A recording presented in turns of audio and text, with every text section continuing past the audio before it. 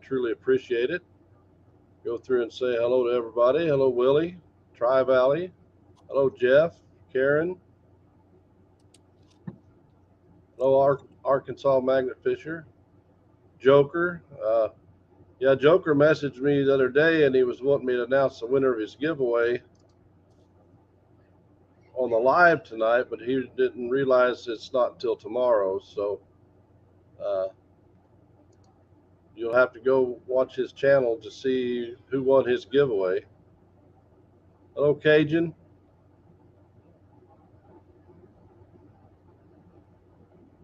Hello, Kathy.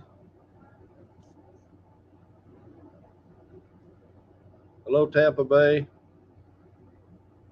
And I'll turn my phone on in just a minute. Hey, the Bad Idea Lab. Hello, Olin. To make sure if I haven't made you a moderator, I will make you a moderator. Hello, Ann. I was watching your video in the cave, Ann, and I was 16 years old when I went in that thing. So that's been a couple days ago. But that's a really cool cave, and it goes back a long, long ways. If you guys haven't seen my Muddy Messes latest video, go check out that cave they're exploring. It's really cool. Hello, Barry.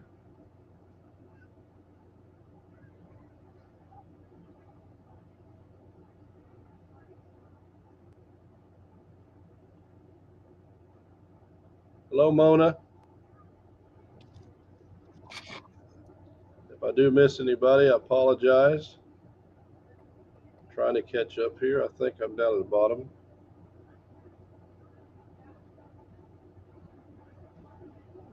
No, I didn't hear about that, Willie. But without further ado, I'm going to bring up my special guests, Miss Rachel from JrzyRae Digs. Well, thank you for joining us tonight. Appreciate it. Hey, hey. Hello, Monterey. Hello, Clark's Cove. Thank you guys for joining us. I'm still trying to. I have more trouble finding my own lives than anything. You'd think it would be easy for me, but it's not. But I want to make sure that I need to make Arkansas a moderator, and I need to make Tampa Bay a moderator.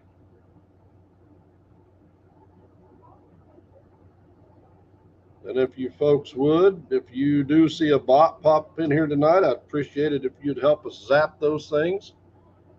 A lot of you are a whole lot faster than I am on the computer or on the controls. Hello, Blistering Barnacles. So for those of you that don't know Rachel, she has a metal detecting channel. She's finds some really cool stuff. I wish I was more into history than I am. When I was at school, I was really into history, but I'm slowly learning how to look for things. Shane has helped me learn how to look up certain maps for certain areas to find out what was back there 100 years ago. And metal detecting is very addictive. Yeah, it is. We love magnet fishing, and we also love metal detecting. And Risha, starting out magnet fishing, she didn't want no part of it. Well, we got her 360 magnet. Now she loves it. Starting out metal detecting, she was kind of like, I don't know about this. Well, I've got some footage for a couple videos of some things she found, and now it's like when I get home from work, are you ready? Ready for what? Let's go detecting. Like, are you serious? I think it was last night, because I try to go to bed around 9 o'clock. Mm-hmm. And I think last night it was probably 8:40 when we got home from detecting. The night before it was after 9 o'clock. Benito Samurai. Hello, Leanne. She's kind of got hooked on it. And I don't know if everyone's seen, but on the Mainly Dirt Fishing giveaway, I won a little detector for the grandson. And that little detector is crazy.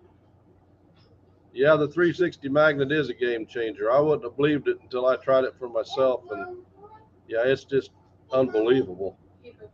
But he's got a little Nocta Macro mini horde, Yeah, mini. and it's got two little places on there, and it'll be a green light with a smiley face and a thumbs up, or a red light with the frowny face and a thumbs down.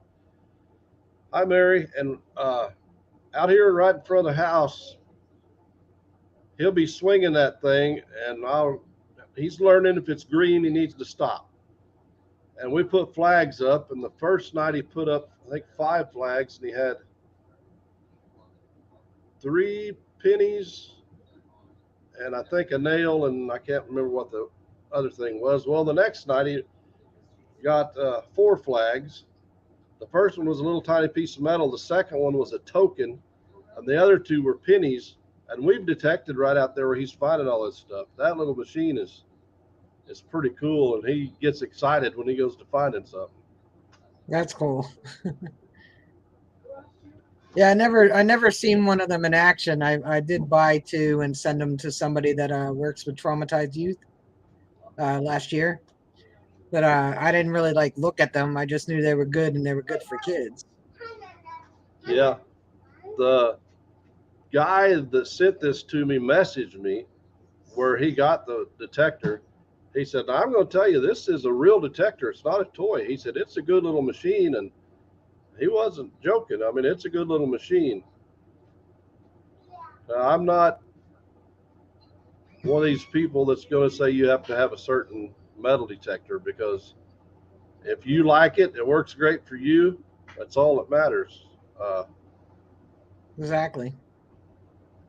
So I see the question asked a lot in different groups on Facebook, and what's the best detector to get? Well, the best detector is the one that you get and learn. Because Right. they all go beep beep. I started with a Bounty Hunter Tracker 4, and even that will have little, nuances on it. Yeah.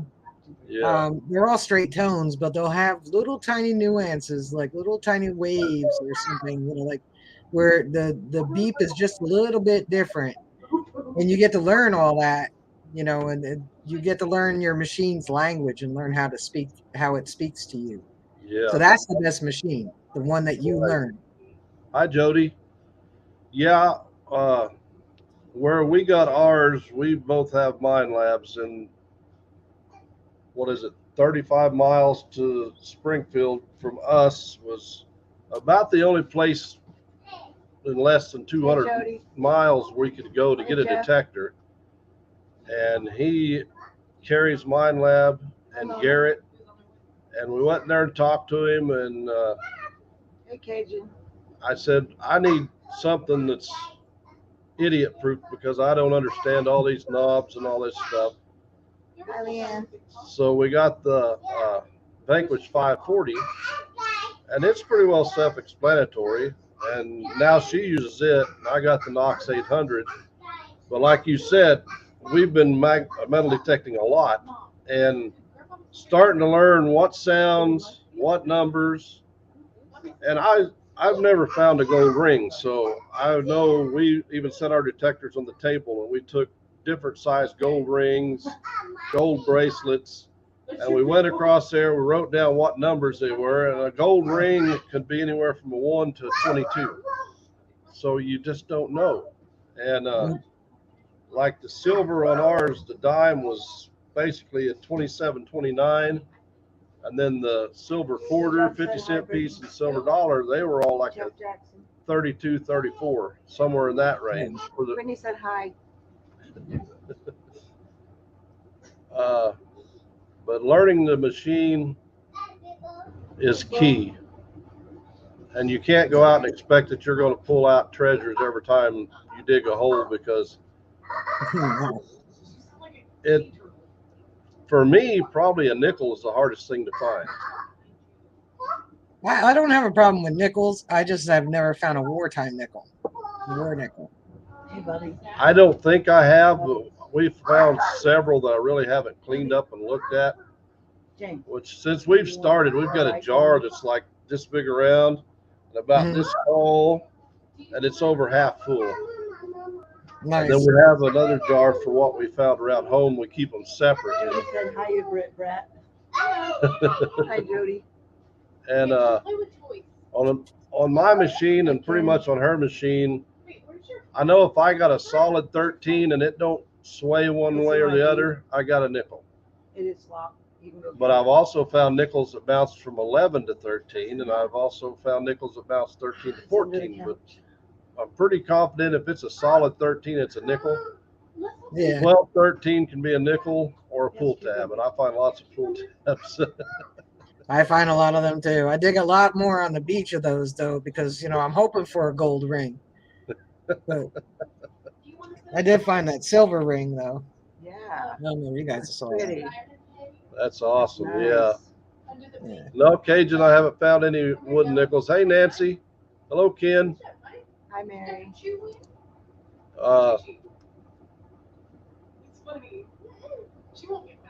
What was it? The necklace that you had a picture of. I had it right here. Oh yeah, it's right here. That was a sweet find. Turn it that way. Let me bring the light down to it. Ooh, that's nice. Yeah, that's sweet. Yeah. I like that. Yeah, it's I know you can't see it on the camera, but it's Tiffany and Company.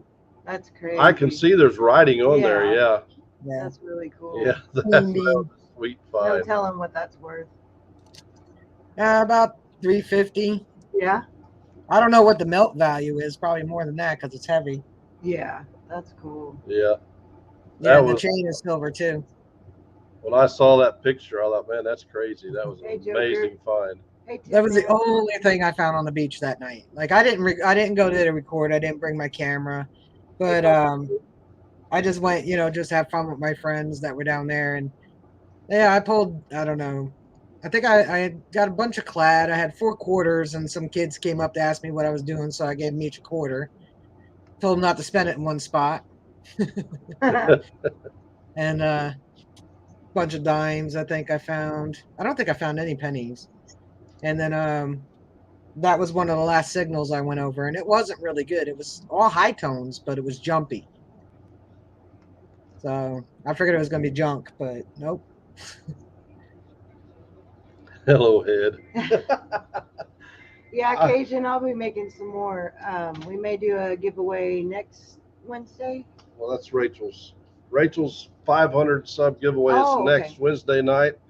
We will be having a live, but we will make sure we are off Yep. in time so everybody can go Yes. to her live. Yeah. Oh yeah, there's a lot of good stuff. Cool. Hey, Bear Magnetics. Yeah. Because I No want everybody to detectors or go. anything. It's only 500, but I got a lot of goodies to give away. That's good. Yep. I want everybody to show the love. Like I said, Rachel puts out some good videos, finds some amazing stuff. Yeah. I've had trouble talking the last 2 or 3 weeks. I don't know what it is. I get tongue tied. You're allergic It's all to good. I think my mouth works faster than my brain, but that's I got that problem too. Now- blistering barnacles. I will Hi, point Kathy. this out because Rachel told me earlier when she's doing her live, hey, Nutezi, you must be a Hey. public subscriber if you win something on her giveaway so that she knows you are an actual subscriber. And don't go subscribe to Rachel just for the giveaway and then unsubscribe. Subscribe and watch the content. Okay, Mary, thought you were talking. Well, I look at it this way: if people come and subscribe just to win something, they're actually losing, even if they win an object, Yeah, they are. because you're Oh, man. losing watching the stuff that I put out. I don't make it all about me. I make it about the finds, and I try to make the videos a little fun. I've been playing with the editing software. I upgraded a lot of it. So I hope people want to join me on my journey and my adventure. Yeah. Hi, Barry Teresa. Hi, Mary. That's Teresa. just it. Even for us, huh? I was just going to tell Tin Man that is my daughter and the grandbaby are watching Siren Head videos because he's obsessed with Siren Head. So that's why you keep hearing that weather signal going What did off. he say? He's Hi, like, "There's a Christy." weather signal going off in the background." Oh my god. But yeah, that's one reason I want to start doing YouTube is to document some of the finds, some of the. To me, even magnet fishing, the better finds are some of the older, unusual things that we might pull out. You know, Yeah. finding the guns was cool and things like that. But I would rather find something that you just don't normally see, something back in the 20s or 30s or older that I found the bottom to a 1930s peanut dispenser machine where you put the coins in and turn the knob. No, that's And pretty we got cool. that piece. Yeah, we cleaned that up and we got it in house here because to me that's uh, a cool find. That's something I want to hang on to. And metal detecting. When Shane was down, I found an old railroad lock, and he said that was in the best shape of any he had ever seen come out of the ground. Then when we went to Wisconsin, hi Connie, I found one magnet fishing. So I found two old locks, and things like that to me are just really, really cool. More cool than pulling up something that you see people pull up 100 times. Yeah, I found an old lock. I think late last summer. Old Yale lock from like 1880. So when I went down to North Carolina, I gave it to a friend of mine down there. I don't often keep all my stuff. Like people out in the Midwest, or west of me, they won't often find dandy buttons. Like I got a bunch. I don't think this Wow. one has. Well, this one has a. Yeah, this one has a shank. Wow, that's cool. It's just. So I have a bunch of these. So like if somebody wins something and I know their address is like Missouri, I'll throw that dandy button in there. Yeah, That's awesome. Cool. Yeah, this one. Oh, That back one's. road hillbillies. But I mean, I'm pretty sure you saw me find this on a video. So these are cool. Yeah. I like coins. I like old coins. Yeah. But I'm more about the relics. Yeah. These are exciting to find, and I do get, everybody has bucket listers. I wouldn't know, Rachel. They are. They're Just fun to keep find. rubbing it in. Just keep rubbing it in. I wasn't expecting it. I was in a yard full of 50 years of lunch money. Oh, I had a couple of my friends come with me. The Catholic school was built in like 64, and it closed about 4 or 5 years ago. So a lot of change in that property. But the mansion on it that they use as a thrift shop was built in 1850. So we have to clear out all that lunch money so that we can start getting to the older stuff. Yeah. So when I found that, was not expecting it. Yeah. That's cool. Yeah, I did find something yesterday. I won't say what it is, but we went detecting, and there was one area I wanted to hit, but she wanted to go to this other place first. And I asked her if she was ready to go to where I wanted to go. She said, "Well, let's go up around this tree first." So I went up there. I get a signal. I was already up around the tree, and I said, "You want to come around this tree with me?" Yeah, don't be mad. And I shouldn't have said that. Don't be mad. Yeah, Arkansas, that was a barber half. But I did find something which I didn't think I'd ever find. So I'm looking forward to the video. yeah, and she's done pretty good. Like I told you earlier, she went from not caring whether she is metal detecting to I get home from work. Are you ready? And she's kind of put it on me a little bit. Getting me hooked on things. Yeah. Hi, hey, Salty Magnet Fisher. Hey, Salty. Yeah, I say it's not a bad hobby to get hooked on. Like No. there's a lot of benefits to any of these hobbies that we do outdoors. Magnet fishing, mudlarking, bottle digging, metal detecting. All these things are getting us outside into the fresh air and sunshine, or rain, depending on how hardcore you are. And it gives your body exercise. Right. So it's got a lot of healthy benefits to it, and dirt's good. I'm sorry, but it's good. Yeah. That's why we grew up not being deathly ill all the time, and we Exactly. rarely heard of allergies. You Yeah. know, because we played in dirt. We got dirty. Although I don't get dirty now, my hands are always clean when I detect. All right, Las Vegas, I made you a moderator where you can share your link. Actually, you don't even have to share your link. If you're blue and somebody else is blue, all you got to do is click on it Yep. and go to their channel so you can subscribe Hi, Olin. to them. What's your favorite thing you ever found? I got a few top ones. Most metal detecting people would probably say the coins they find, and for me, honestly, it's not a coin. I have a picture of it though. If I can find it, there it is. Because Okay, I have cool. it in the case. Ooh, what is that? Buckle? That's my first complete shoe buckle. Wow, Wow. that's really cool. That's awesome. That is neat. So that's like probably my top favorite. Yeah, I have other favorites, but that's probably my top. that's really cool. This is my second favorite find. Ooh, Wow. That's a sterling silver match safe. that is pretty. That's awesome. I found it in two pieces. I found the bottom piece, and then I found the top about 3 feet over from it. Wow.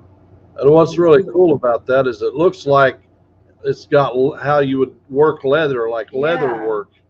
Yeah, Design it's got in all filigree on it. Yeah, And then it you can is. see the little ridges on the bottom. Where's my finger at? Right there.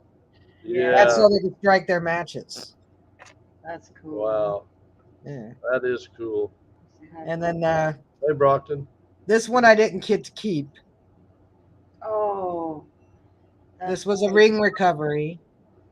Cool. Now I could be mean like I usually am and say you'll have to watch the video called Trippy Triple Silver. Uh-huh. But to find out who owned that ring, That is or cool. whose ring it originally was, it's over 110 years old. Oh, wow. Wow, that's really cool. So it's sterling silver and bloodstone, and it was James Dean's grandmother's ring. Wow. Golly. Yeah, so those are my three. Those are my three favorite. Yeah. Yeah, that's really cool. Probably my favorite is, I'd say my favorite is my 1900 Indian head penny because that's the oldest coin at the time I had found, and I found it here where we live.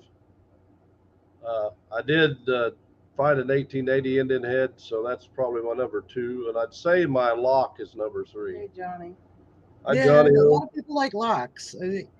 I find them, but they're not. I don't find them that often. But the last one I found last summer, yeah, I gave it to Gypsy's friend Zola because she likes locks, so I gave it to her.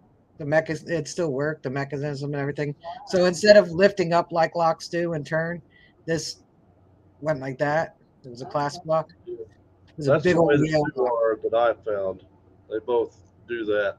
Yeah, that's about 1880 or so. They're really cool. Shane was excited. Yeah, you found one metal detecting and one magnet fishing. Yeah. And I would say the coolest thing any of us has found between me and her and my dad is my dad went to throw it in the trash, and Shane went to screaming and jumping up and hollering and going nuts. And it was that Civil War era Rhode Island Navy button that my dad found. He thought it was junk, and Shane seen it, just went berserk.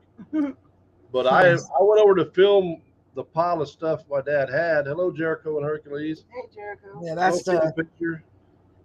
Let's see if I can, because I don't have it anymore. I gave it away, but get my finger in the right spot. Oh, that's cool. That's the lock right there.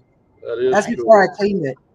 And then I didn't know that this shotgun shell on the top was actually not junk. That's a full brass jacket. Yeah, Oh, wow. yeah. That's what I thought it was when I seen it. Yeah. The text at the same time.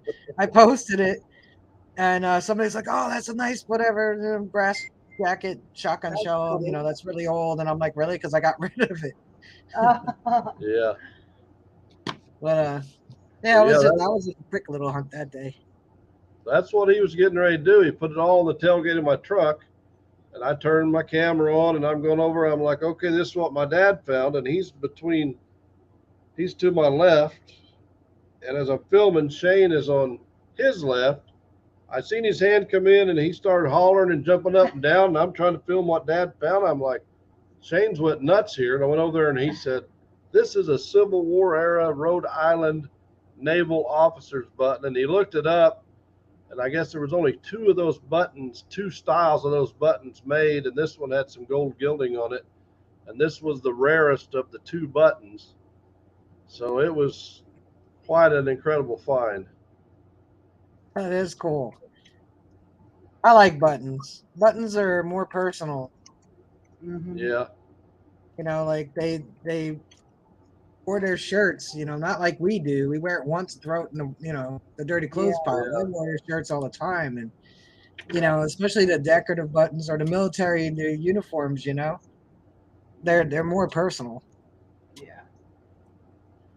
But, being here in southwest Missouri, finding a naval button from Rhode Island was kind of odd to me. But this town we're hunting is one of the older towns around, which I've got pictures uh, back to 1865 or drawings of this town. So I'm not exactly sure when it started. Well, it was gold gilding, so I'm assuming it was real gold put around it, but most of it is flaked off. And you got to be careful cleaning that type of thing, or you can Destroy it. destroy it. I know Shane and FL Thunder Digging with Rob, they were arguing over it. Rob went to scrub it hard, and Shane's hollering at him, "No, you're going to tear it up." And Hey, Bear. I didn't have a clue because I'd never seen anything like it. And like I say, we're still learning on how to clean our coins and certain things like that up because you don't want to take the patina off of them. Yeah, I mean, you clean your coins that you dig up to the degree that you like them. Yeah. Yeah. No, most pneumatists, that word, coin collectors, most professional coin collectors won't really want anything weaved duck. Yeah. Right. Well, So it becomes how you like to present it. How you want it. I like a little bit of dirt on it. Not dirt, but like a patina. I love the coppers when they're green. I didn't do anything to this $50 except for just, wipe it in the field. Yeah. Well, there's a little bit of black on it. So I'm fine with that. It looks good that way. Mm-hmm. Yeah, like I did this I just found Mike Hollowell from Great Finds and Patrick Herman from Stories from the Signal. I was just with them Sunday. I found this. Oh, wow. That's cool. So this is That's from the cool. telephone company, Bell Telephone. It's a victory pin, World War II victory pin. All Wow. the details. It's sterling silver. So I just took a little baking soda and rubbed it a little bit underwater. Yeah. Made a little paste just to get some of the black off from the river. That's cool. And That left is- it recessed. So Yeah, that's that's awesome. about as clean as I'm going to clean it. Hey, Connie.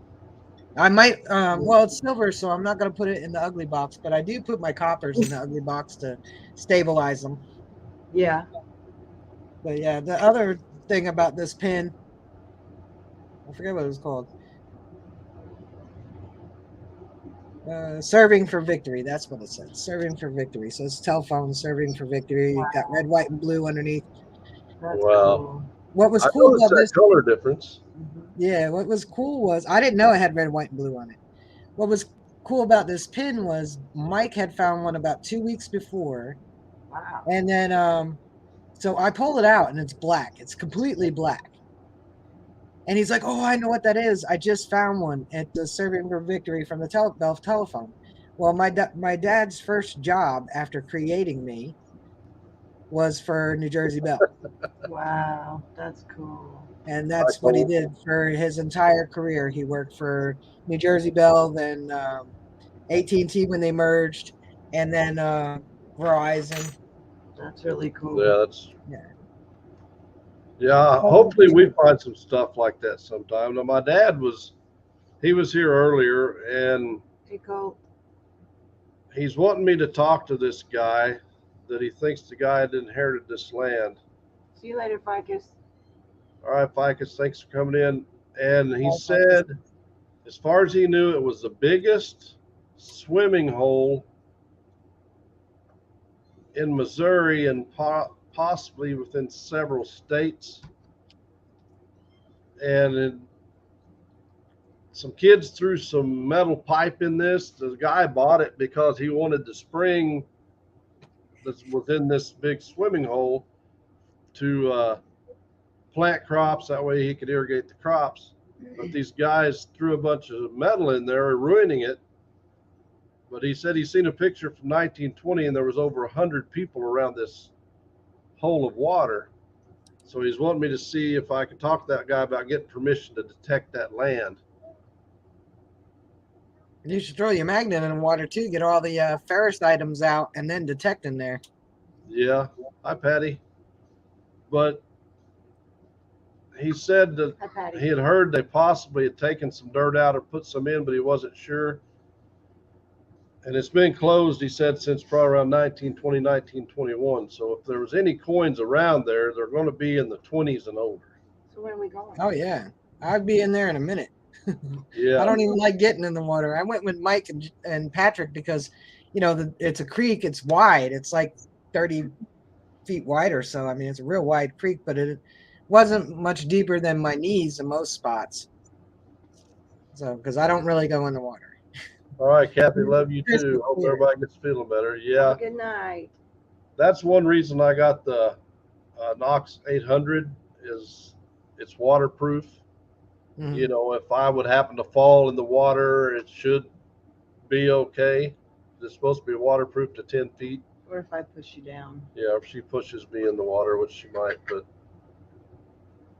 we haven't detected the water much. We have very little, but there's some spots that we want to detect in the water, but we want to wait till later in the fall where there's not tons of people down there.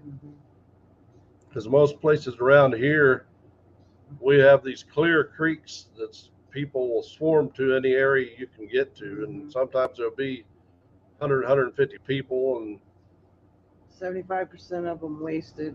yeah. You're So gonna find a we lot try of to avoid bull that as much as Yeah. possible, but we know that they are losing stuff. In fact, we floated one day, and this guy was saying she was talking to him, and he had lost what was it? The ring, the wedding ring. Oh yeah, it was a titanium. His wedding ring. Lost wedding a band. titanium wedding band in there. Hi, Kenny. But a lady said that a detector won't pick up titanium. I don't know if they will or not. I don't know either. Do you It'll know, pick it Rachel? up. Yeah, it's metal. It'll pick it up. Okay. Okay, yeah, I didn't have no clue. But he told us the general area where he lost it, which the current's kind of swift, but there's It was enough really strong. rocks there it could have washed up in against something. So Yeah. even at that, we got 40 yards that we could go up through there, or 50, and it's not over 15 foot wide, so it wouldn't take long to actually cover the water. But we got to wait till it's not full of people. And by fall, it'll be probably not to your knees Yeah. because it gets really low when Yeah, we don't have rain. in the spring it runs pretty good, and then in the fall when it's not any rain, it just gets shallower and shallower.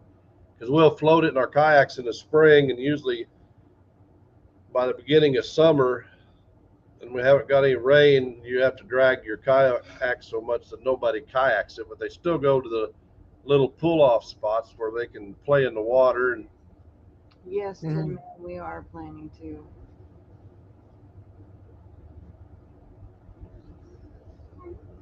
Well, I would definitely get in there. I mean, you're gonna find a lot of junk too, but yeah, not many people going there over the years. You should find some pretty good stuff up in There'll be there. a lot of beer cans. A lot. Yeah. well, the town next to us, they used to mine years and years ago, and this one mine's like half a mile deep, but it's full of water. and there was a scuba diver went in there, and people have put old cars in there. I mean, I would want to throw a magnet in there because you'd never get it back, because there's cars in there. I'm sure there's appliances in there, and there's possibility that there's bodies in there. I don't know, but it would be a good place if you wasn't for the large items to throw a magnet. Yeah. Yeah, it's too bad people do stuff like that. Mhm. It is, and it's just unreal. The one place where we magnet fish some, the officer, we talked to him, and he said, I come through here as often as I can. He said, because I try to catch people dumping. He said, but I never can. But the problem is where this bridge is, it's probably 5 miles from a town, and it's down a gravel road. You can't see the bridge from one direction until you come around the corner and it's right there. From the other bridge, other road direction, you can see it probably 200 yards.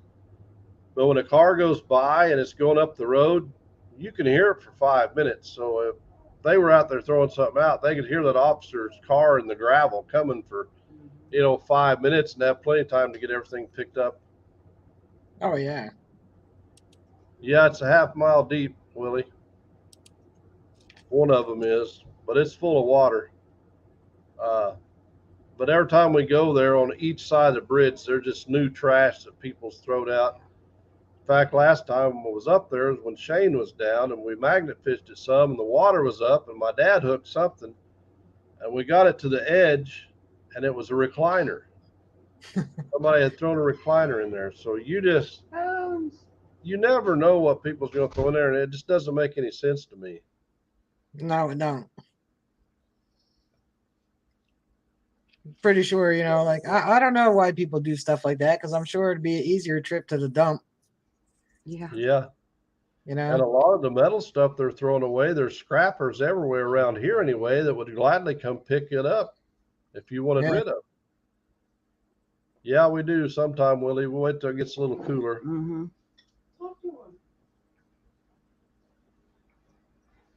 Got awful quiet in here all of a sudden. But have you ever magnet fished, Rachel? Yeah, I don't have like one of the big ones. I just have a little one from Amazon. Mhm. You just drop it more than toss it. Yeah. But it seems like the water that I've gone to do it in is pretty clean. So Oh. Well, I don't that's a find good thing, though. Yeah. I don't really find too much with it, but I got to go find a dirty spot. So Yeah, I can that's what find. my dad started out with, was a little double-sided one. Yep. And we got her one, and then once I got the 360 and she seen how good it was, we ordered her one, and then she was hooked after that. Yeah. We haven't been in how long? It's been a while. Months. Well, since we Well, went to Wisconsin. no, we've been once since we went to. We've been once since May, and Hillbilly Magnet Fisher. When we got back, we went kayaking and did some magnet fishing. But we've got to go. Got to get out there. Mhm. JP. Hey, JPB, JBP. I Hey, can't Rachel, even talk. I had to track you down. Hey, JBP. Yeah, I shared the link to the stream on my community page and then on Facebook too. Okay. To let people know that I wasn't streaming on my channel tonight.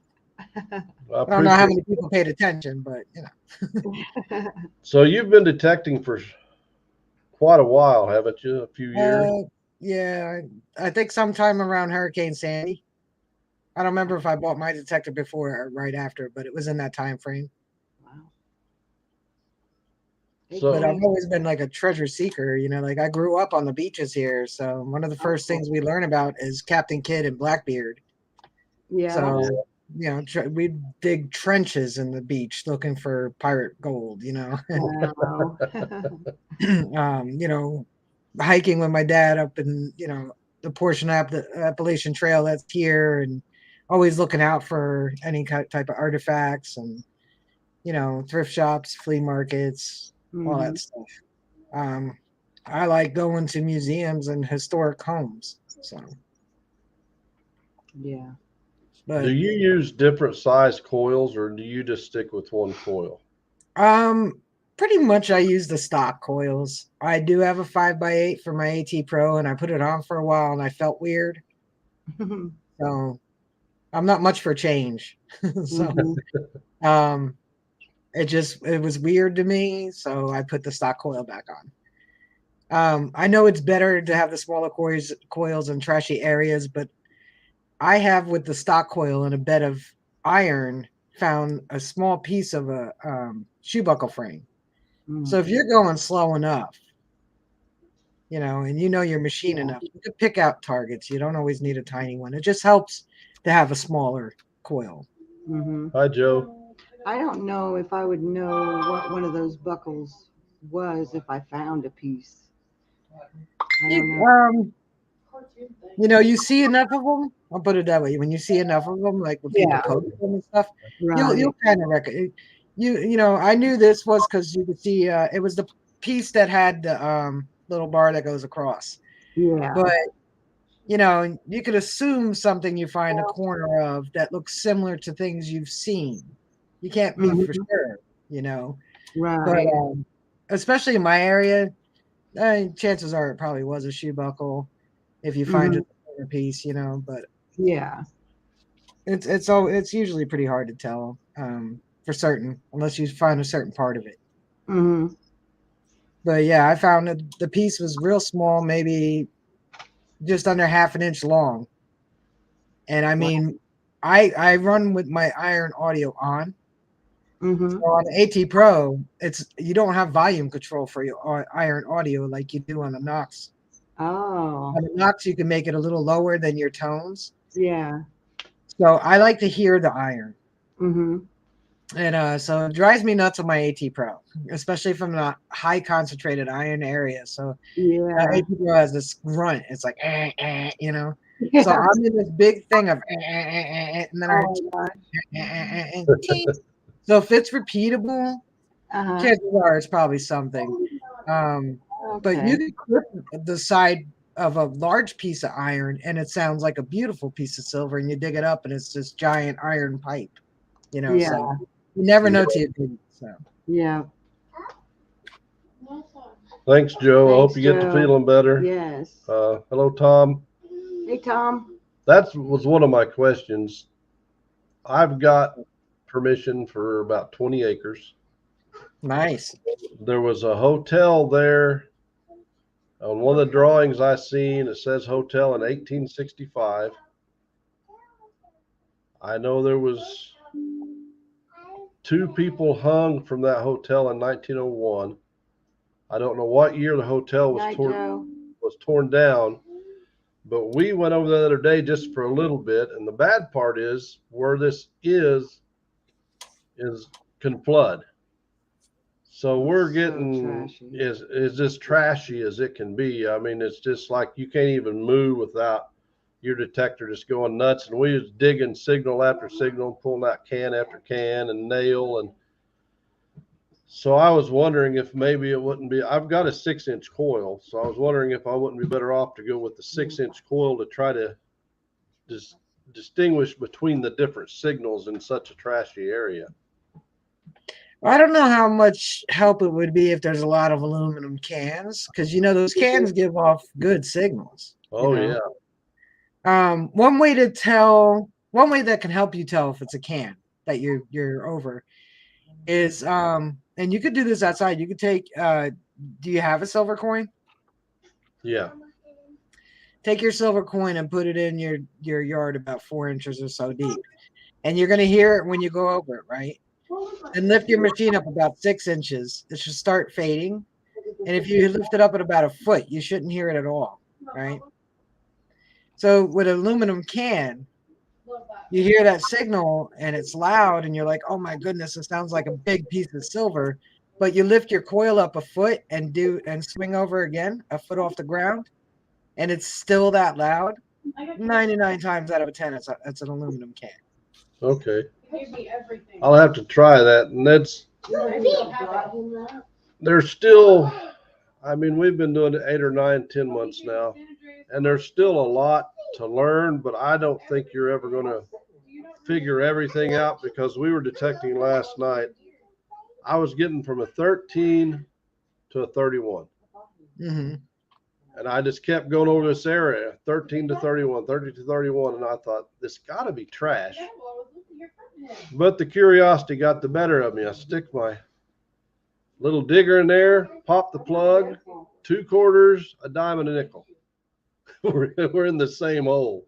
I'm like, okay, no wonder I see all those different Point signals. still will give you definitely mixed signals, but Monterey Magnet Man making fun of me because I meant to say 9 times out of 10 and I said 99 times out of 10.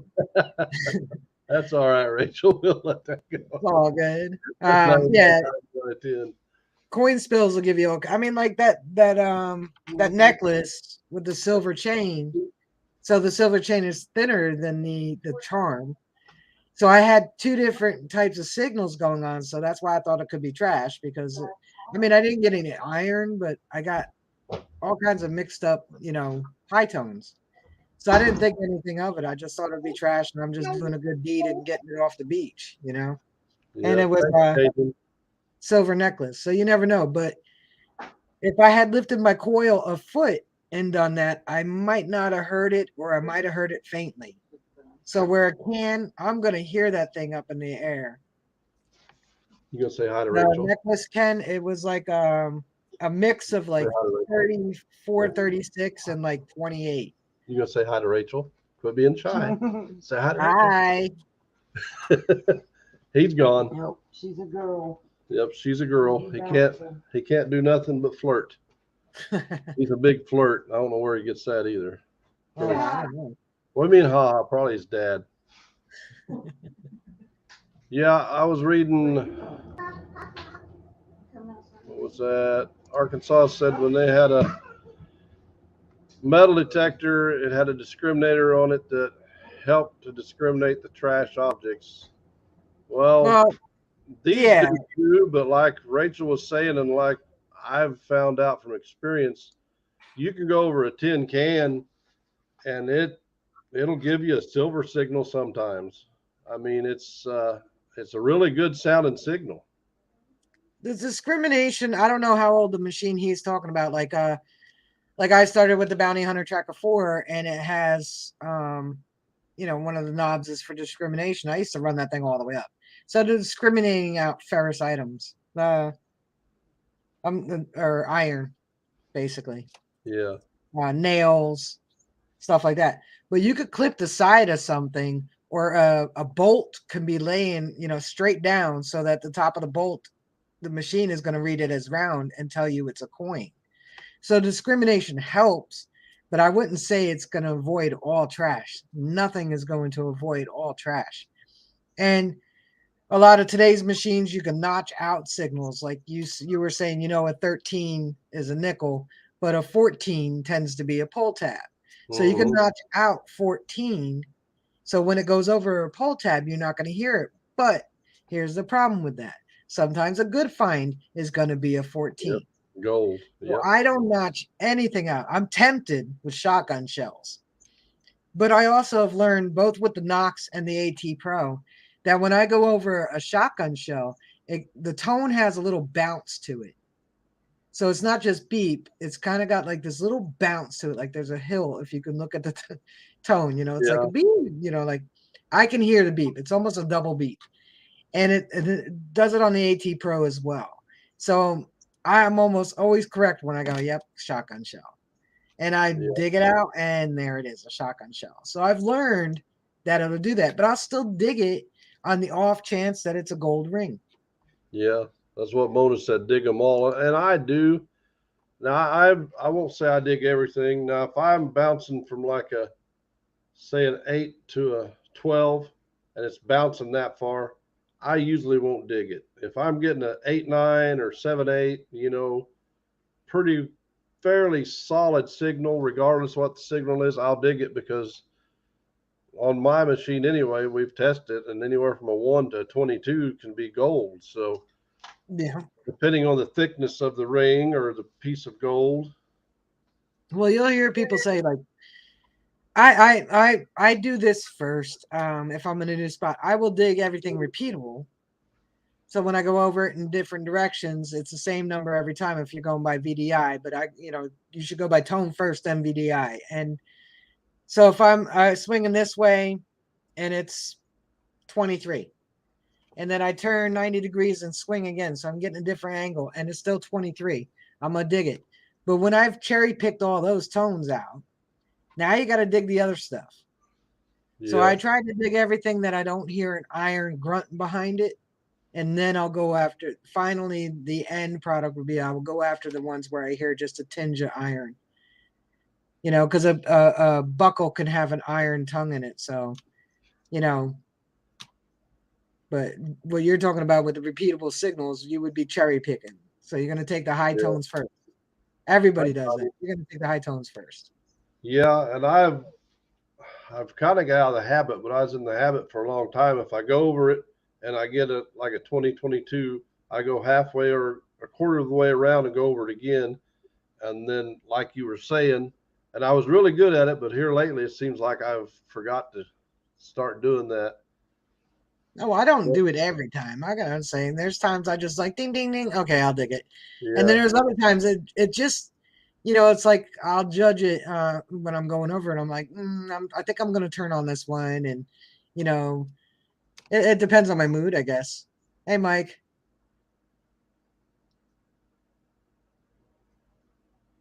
He went with he went with Aqua Chigger to the creek because Aqua Chigger didn't want to go the day I was there. Tell Bo I said I know all about that, Mike. But he found a KG2 coin. That's nice. I didn't find. I think I found a dime that day with Mike and Patrick. It's a nice creek.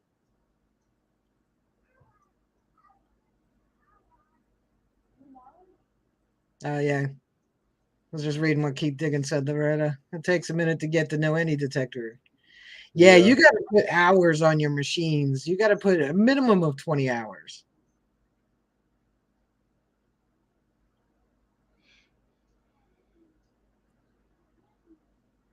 I don't skip 1 to 8 only because of gold. Now, for me, because they're saying 19 through 23, for me, most of the time that's a penny. A lot of people, that's a penny or a dime. A lot of people's like, I'm not digging pennies. Well, if I didn't dig pennies, I wouldn't have my Indian heads and my Wheaties, and I love digging those, love finding them. I mean, this one place that Risha and I went where I found that thing I'd find yesterday, there was a guy there, and we were digging. It was probably 2-3 months ago, and he watched us for like 45 minutes, and he come over there, and he's like, you guys find anything? I saw a couple pennies. Oh, I don't dig pennies. He said, I just dig the good stuff. Well, then he went on. Then I found Sacagawea, the gold dollar. I found one of those. I don't know how many quarters, dimes we found up through there. And I thought, well, evidently he don't dig anything else either. So. Yeah, everybody's different, and every soil's different. Like when I went to Alabama, it was I knew I was going to get different readings than I do up here. Las Vegas 21 here is a copper penny, 21 to 23, and so is a dime. Now here most of the time 25 to 27, 28 is a dime, and we've had pennies as high as 25. Yeah, it all depends on how they're laying and the soil, and there's a lot of factors that go into it. But I mean, like, if you're consistently getting 19 to 21 or zincs in Las Vegas where he's hunting, then I would probably notch him out. But I would actually still dig them. So I mean, you never know, man. Gold comes in on those lower numbers. It does not come in on higher numbers. Hi, Bob.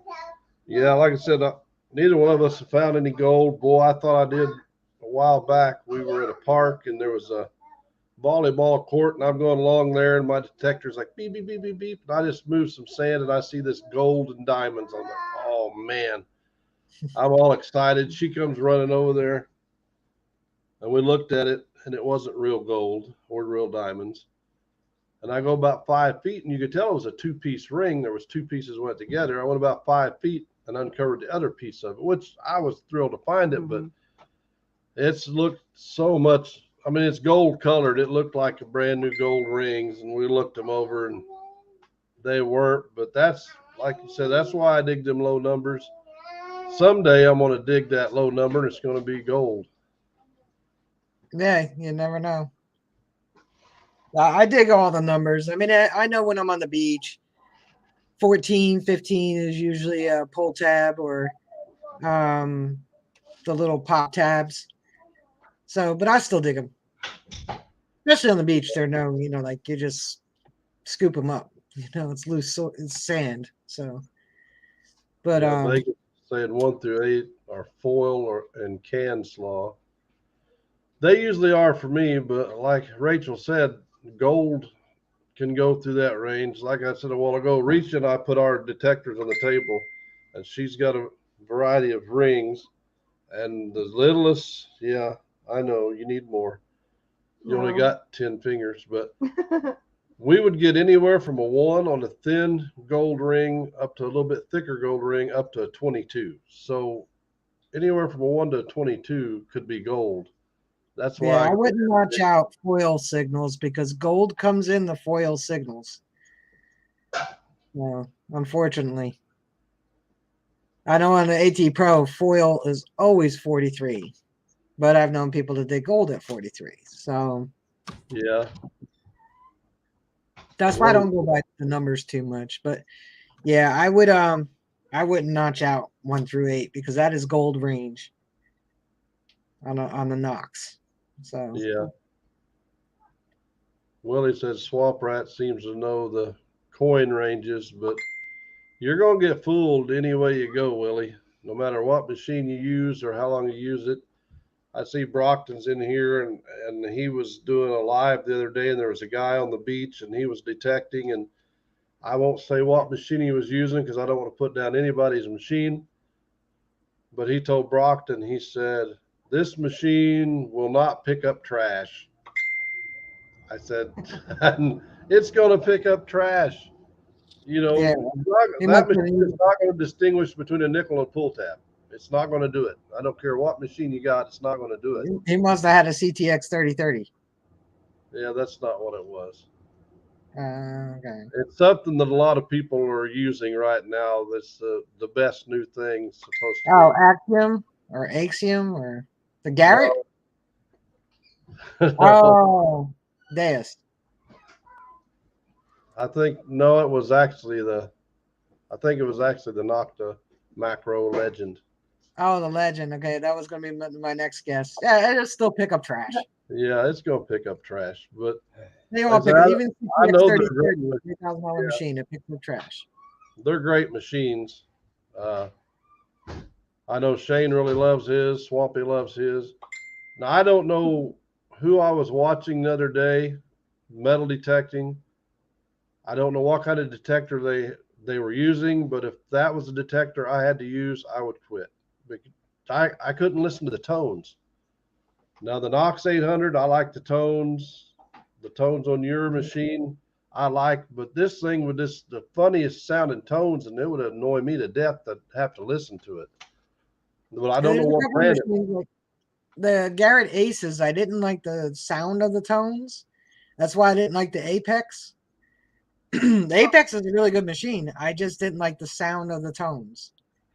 It was like, I don't know what kind of machine they were using because I watched for a little bit and they're detecting along there and I couldn't see the machine, but I had to switch because I couldn't listen to the sound of that thing. It just drove me nuts. Barry says he loves his Radio Shack and his whites. Blissing Barnacles said, what detector should I get as a newbie? What's the best? Well, we went over that earlier. The best is the one that you learn. If budget is an issue, I would recommend the Nocta Simplex. I've used it. I gave it to Patty Disharoon. She's learning it. She's killing with it. It's a good machine. You get a lot for your dollar on that machine. It's not a bad machine. I'm not sponsored by, nor am I getting anything in return for promoting Nocta. I'm just saying it for your dollar. blistering barnacles, I would go with an Okta Simplex. Yeah, I've never been around one of those or seen one of those used. I know we got her Vanquish 540. We got the kit. It was like $500. Came with 2 Yeah, coils. it's not bad. It's a good Yeah, machine. Vanquish is like a mini Knox. yeah, it But is. if you're on a budget, your budget friendly one to give Yeah, you a lot of bang for your buck is that Simplex. yeah. I don't know the price range of those. It's like I think with the wireless headphones I paid like 3 something, 320, Yeah, 300. I think without the wireless headphones, I think it's like 250 or some change. yeah, I know he's in the UK, so it's gonna be a bit different, but it's a budget friendly machine. yeah, Um, I can't knock it at all. I've used it. It's a good machine. It will find you things. You just got to learn it. So blistering barnacles, the best machine is the one you learn. yeah. Well, like I said, I've never been around one. Basically, all I've been around is the ones we have for years. I mean, years ago, my dad bought one when I was a kid. Couldn't even tell you what brand it was. But that little Nocta that we got for the grandson, that's just insane how that little machine works. I think it's like $130 machine. Of course, it's too small for an adult, but it is quite the machine. Cool. In fact, I'm It's going to about tell on her because the little man was finding stuff with his detector the other day. And when Mama took him home, I somebody got his detector. took his detector out, but was using it finding stuff Yep. with it. The only thing is, it's so short, you have to be Yep. bent over. But it's a heck of a little machine. And what yeah, did they you put a lot like into that. about, huh? They put a lot into that, developing that for children. You Yeah. know, like It is a great little machine. it's good and it's simple enough for children to learn, and you know, like it's a good machine, but it can match up against the Simplex and the Legend on being able to find things. Yeah, if they had that in my size, I'd be happy with it. It's Yeah, green, Mike. big. It's red. No, I don't. The Simplex and the Legend are both full waterproof. Mike. Well, this one is waterproof to 3 feet. It says. Oh, the kids one? Yeah, Yeah, yeah. The Simplex, I think, is like the Knox, about 10 feet or something, 10 meters. high Felicity. Yeah, that's when we got it and seen. I read that it was waterproof down to 3 feet. And I thought that's crazy. This little machine is just incredible. Yeah, it's a good little machine. It's Yeah, not bad. The price is good, you know. Somebody said they started with a bounty hunter track. Oh, Arkansas Magna Fisher said he had a bounty hunter tracker 4. That's what I started with. It's a good machine too. I tell the new people who've never detected or treasure seeked in any way, but watch us magnafish and metal detect and stuff like that, and they see our videos and they see, you know, a good find, good find, good find, you know, and you'll see them in the Facebook, you know, pages commenting, you know, oh, I want to get a metal detector, and we talked about this in the beginning of the stream. What should I get? What, you know, what's the best detector? And I always tell them, you know what, if you've never metal detected, your best bet is to get you something in the $100 range, like a Bounty Hunter Tracker 4. Because for me, the Bounty Hunter Tracker 4, it's a good machine. I found a lot of good things with it, but it's a great machine to find out if you really want to do this hobby. Because the Bounty Hunter Tracker 4 has 2 tones: dig it or don't. That's yeah, it. that's good. So you're going to get a good signal. You're going to dig it up. It might be a pull tab. It might be a ring. It might be a coin. You don't know. And then you'll get the grunts for the iron. So unless you like iron, you know, you don't dig it. Yeah, So and they'll find out you dig a lot of trash. Sometimes you can go 8 hours with finding nothing good, and then go out another day and in 30 minutes just rake it all in. So it's like fishing. It's a game of chance. yeah, that's same with magnet fishing. I mean, you can go on. I've said this before. I think we went to 11 or 12 bridges one day, and I found like 2 nails and a fish hook. That's all I found of all those bridges. The next bridge you go to don't look like there's nothing, and it's every throw you're pulling something just crazy out of the water. You never know, and that's You where don't the know. metal I've detecting. researched really promising areas and found nothing. Like nothing after Yeah. hours. And then there's other, it looks good over here. Let's go over here and detect, and found tons of stuff. Now I did buy a bounty hunter probably 20 years ago and try it. I couldn't find even a penny with it, but it was Yeah. one of the cheapest ones they had back then. And I tried that thing for 4 or 5 days. I'm like, this can't find nothing. Could have been a faulty machine. I mean, almost all of them go ding ding over metal. Yeah, it And was. I tell people all the time, the most important thing is as long as it makes a noise when you go over metal. Now, the cheaper machines, and I don't mean bounty hunter cheaper, I mean just cheaper in general. There's machines for $80 on Amazon made in China. The problem with them, they will ding over metal, but they got a really bad delay.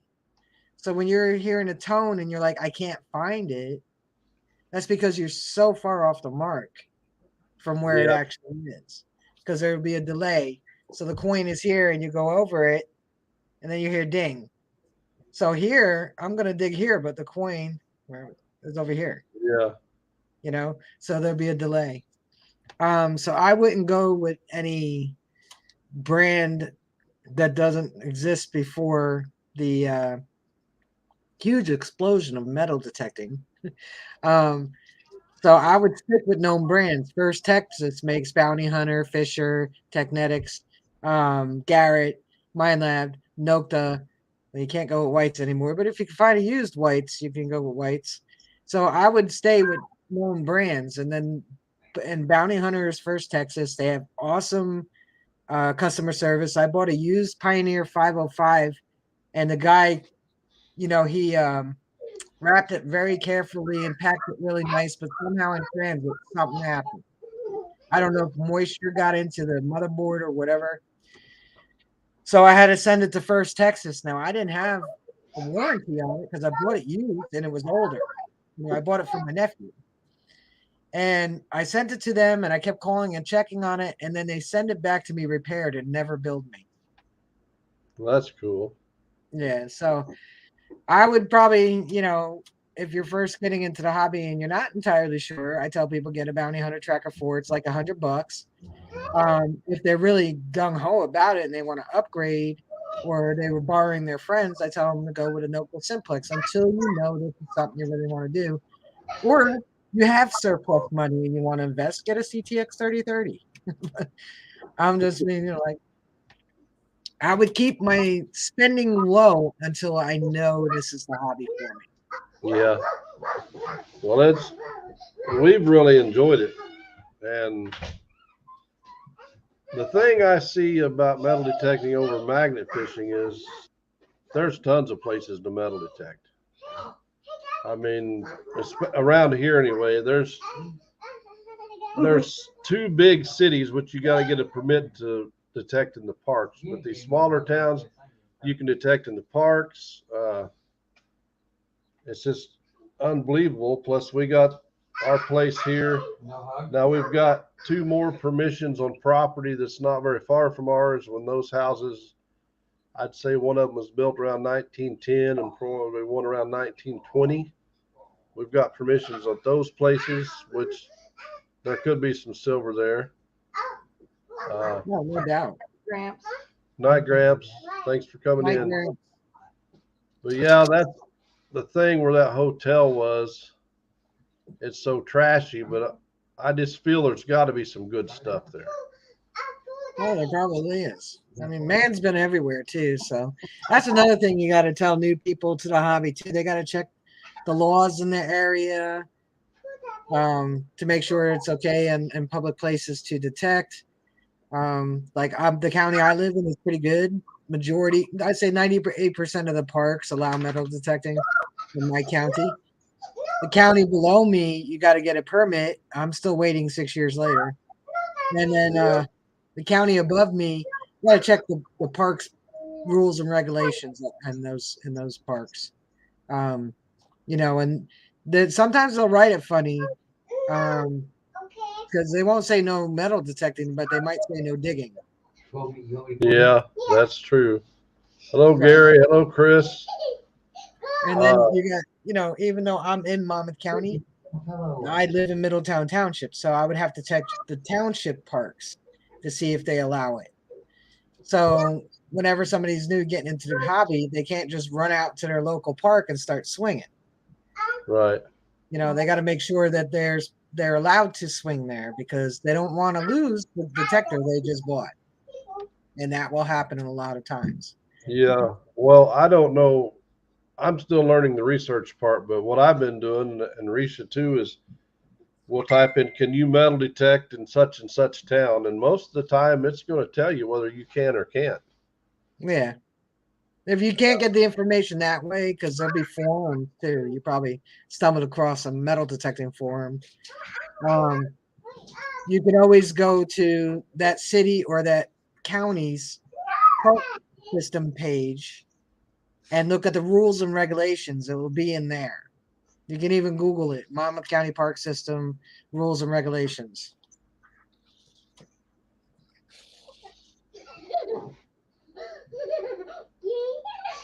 Yeah, that's true, Ken. Well, Yeah. the place where I got permission, where I said I got the 20 acres, You're wicked digger. I'm estimating, because by the old maps, if you add it up, it comes to close to 20 acres. There's a giant city park there also. And so I called the city and asked if I could detect the park, and they said, sure, you're more than welcome to. So I did actually call that city and get permission. But most of the smaller cities around here, I've checked and there's no problem. It's the bigger cities that you got to get a permit. I think they're $2 or $3, and I think they just want their $2 or $3. Probably what it is. Yeah. But there's a good chance if you spend $2 on a permit, you're going to find more than that and change in those. The one town we're wanting to go to, there's probably 15, 20 parks in that town. So there's no way you're not going to make your $2 back by going that way. Yeah. That's all. Whenever we come across people that are new and they're questioning, you always got to stress that, because I would say, like you just got that 20-acre property permission. That's good. That's going to keep you busy for a while. Yeah. Actually, if you get a permission, that's your best bet. Yeah. Shane and Rob, Shane detected 2.5 days with us there. And then Rob got about a half a day there. And Rob keeps saying, when I come back to Missouri, I hope I can go back to you with you to that permission you got. But that permission I got, I've just added on another 13 acres to it. So it all is one big long section. You gonna hide it? Yeah, it's going to keep you busy for a long while. Yeah. And I told her the field we've been to 7 or 8 times, I said, we ain't even started to cover that field, because it's probably close to 7-acre field. And I have trouble anyway. If I'm going in a straight line, I say, I'm going to go right straight down this field, and I'll be going along and I'll get a signal. Then something will catch my eye. Maybe I ought to go this way. So I have trouble doing very good, grid patterns. I'm everywhere. So I know we ain't even probably checked a tenth of that field, even though it seems like we have. I know we haven't. Give him your toes. I missed something. Patty just moved. She's going to a park that has a prison right beside it. That's pretty cool. And then Ken said, unfortunately, some of those people don't follow the rules, and I've already cherry picked the targets anyways. That's true, but you know what? A lot of that cherry picking they did was cans. So the more cans they get, the less for you to find. Yeah. Because cans sound good, especially when you're cherry picking as a nighthawk. You don't have time to sit there and study that tone. You're going to dig it. The place I found the lock. that I got the original permission. In fact, I found out the place that gave me permission was more land there than I initially thought there was. And there was a guy talking to us at this park, and he said, nobody ever detects over there. He said, I see people in here all the time, but never over there. And I thought, that can't be part of the park. Well, come to find out, it belongs to a church. And I work with a guy that's a member of that church, and he talked to the father, and the father said, well, sure, just fill the holes in. So that's how I acquired the permission. And when I told him I would like to detect around the church and that part of it, because there's a creek that divides it. And he said, all the father said was fill the holes in. He didn't say you had to stay in any particular spot. So that just doubled or actually almost tripled my area. And then there's another area there that I asked about this guy when me and her was there one day. And he said, oh, you have to talk to this guy. He told me his name. I can't remember. This guy pulled it in a little bit later, and I was talking to him. I said, well, I'd like to detect over there. And he said, well, you're just more than welcome to. But I knew from the description of the guy, that's the one I needed to talk to. He said, you're more than welcome to go over there. And that's the property that had the 1865 hotel. Nice. I know it was at least there in 1865 to 1901. After 1901, I don't know how long it was there, because the maps I've found go from like 1901 to, what is it, 1960 or something. I can't find anything in that, between that range, to tell me when it was destroyed. But I do know there was 5 houses burnt down, and 3 people were killed. 2 of them were hung, and they said they were hung at that hotel. Right across the road is railroad tracks. Right across from the tracks is where the old train depot was, where people would come in and out of there and go over to the hotel to stay. So I know you can't go on railroad property here in Missouri anyway. You can't even consider detecting or anything like that on their property, but I think there's going to be some good stuff there. It's just sorting out the trash is my biggest thing. Yeah, unfortunately. I was talking to a buddy of mine. We found this foundation. I know others have found it too before, but I'm pretty sure nobody wanted to detect it because you can see the cans all over.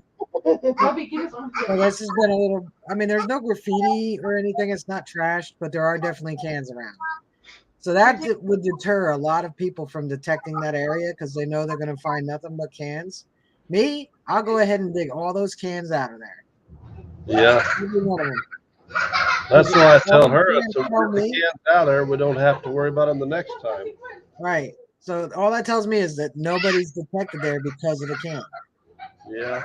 And if we're detecting along and I see a pull tab or a can or something like that, well, any trash we pick up anyway, but I'll make sure I get that all picked up, so a year from now it's not down under the ground and I'm digging it up.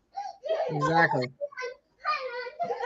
I never understood what I've detected with people. There's quite a few people that you know, they'll leave the trash next to the hole. They'll cover the hole, but they'll leave the can there. I'm like, why would you do that? Or they'll toss the shotgun shell, and I'm like, why would you do that? You're only going to swing over it later. You know, Yeah. If you don't want to carry it around in your finds bag, then just make, like, if you're in one area for a while, make a staging area to put all that stuff and then take it out with you. But don't leave it in the area you're detecting because it's kind of silly because you're going to go back and you're going to find that same shotgun shell. Yeah. Okay. Yeah, that's true.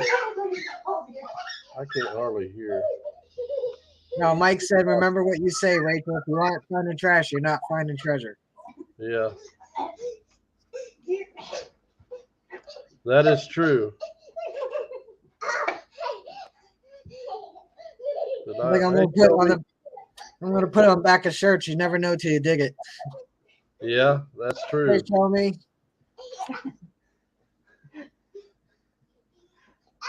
Yeah, I've got to get with Show Me sometime and go do some detecting.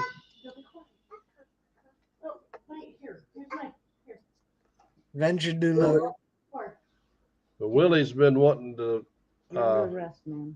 magnet fish together. We're about 4 hours apart, but I'm not exactly sure how far I am from Show Me Treasure. I don't think we're that far apart. Hey, two brothers. You're on the ground. There you go. There you go. No. I don't think we're that far apart at all, but you, now that was funny. You popped her in the nose. I know. I don't see Hey, two Shannon brothers. Dalton here. I hope everything's going all right with Shannon. Yeah. Normally he's always in here. You're under arrest. Yeah. Let's go. We're hoping to Let me first get- go to Flash Bash next year. Oh, I'm definitely going. I didn't know the exact dates when we were putting in for our vacation time because we do that in November. So now I know exactly when he's going to hold it. So I'll be putting in for it so I can go next year. No, sir. I told you again. Oh yeah, the trash. Twice. You're always going to find trash. Yeah. No. Yeah, that's what Chris was saying earlier. If you got a 200-year-old place, you got 200 years old trash in there. Yep. Of course, people back then, well, they still do it now, but back then they did just find a place and that's where they dump their trash. Well, the And, thing too is we produce way more trash than people did even 100 years ago. yeah, We're back. Way more. So 200 years worth of trash. Probably the last couple decades or the last 50 years is where most of that trash is going to come from. Say arm. Stop it. Say, put it look, like I your just thigh. said your name, Shannon, because I hadn't seen you in here, and then you pop Tell in him, here. say, get up. How am I supposed to get up? I feel bad. Let me help you. No, don't yank me because I'll break my neck. Ow. Yeah, I can imagine. Hello, Rob. Was talking about you a while ago too, and the permission that you went with me on here in Oh, yeah, Missouri. that's Zoom. How do you really get him up, Mom? You literally, you've been. You have to You Like, have to seriously. Nope. stick your butt up and pull your knees. Out of there.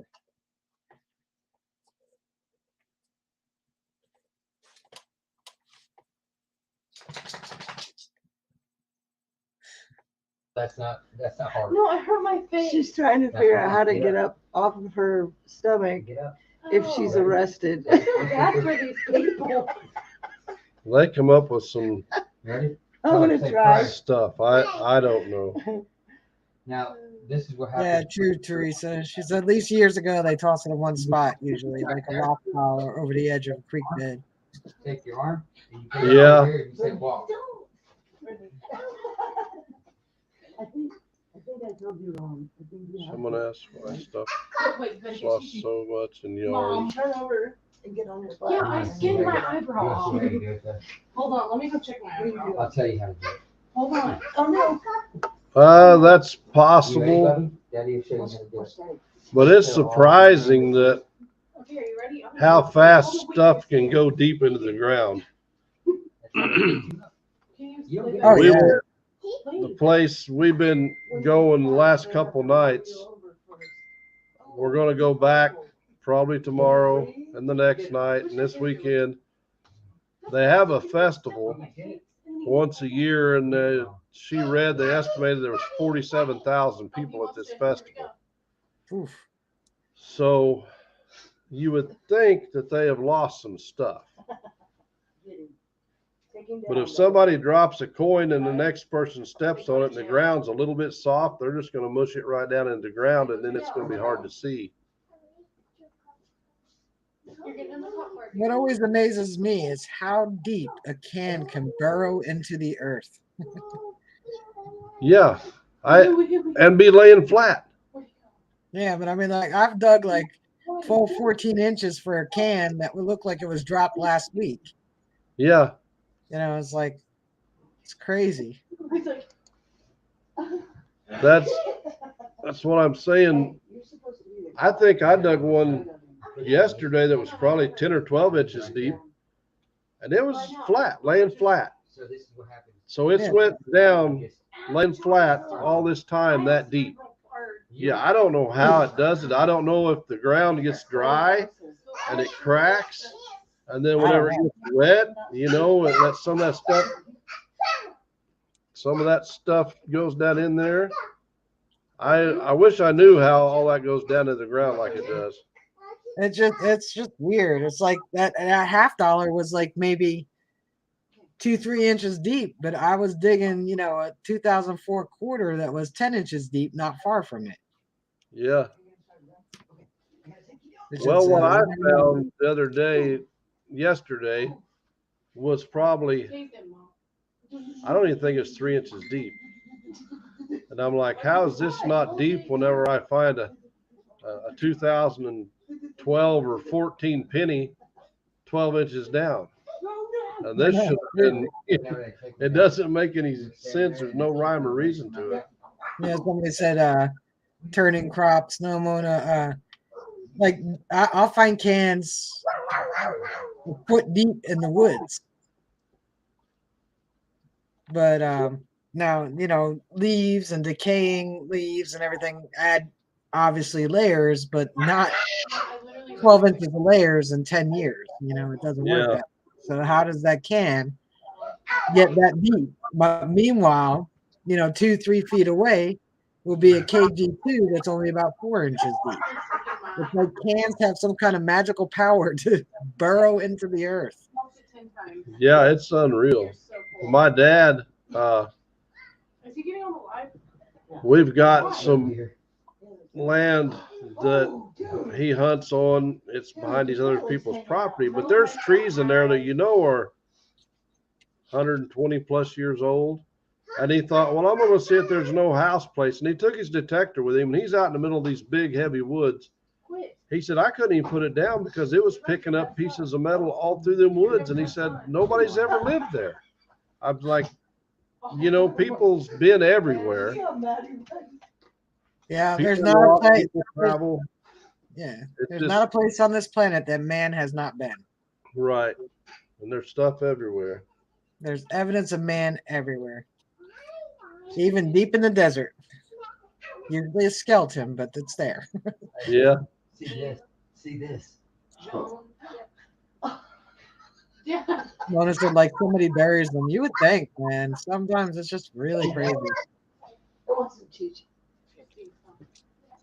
Yeah, Mona, it's like somebody buries them all. I don't know how those cans get down like they do. Or you'll find a big old, like you were saying earlier, a big old piece of pipe, random piece of pipe down 12 inches deep. Yeah. How did that big long piece of pipe just sink down the ground like that?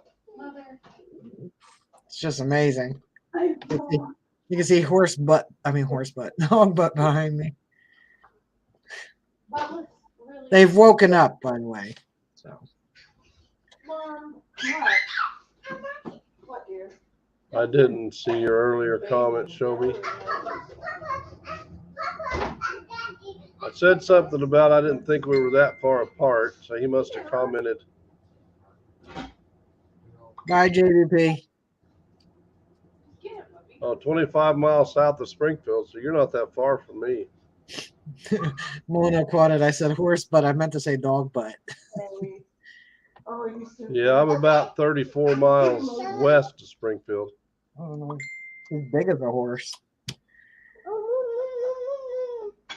So we're not that far apart. Mona, she is a collie mix. And she'll be going to her new home Saturday. I was fostering her.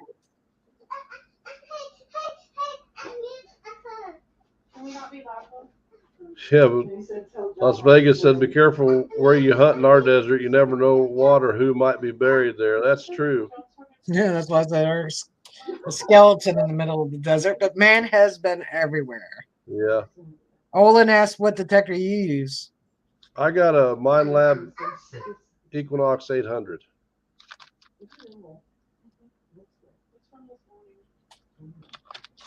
And it's 50 miles east of Springfield.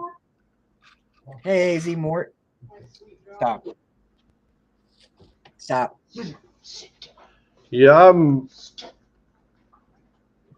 about 85 miles from Shannon, and probably about that from Show Me. We're not that far apart.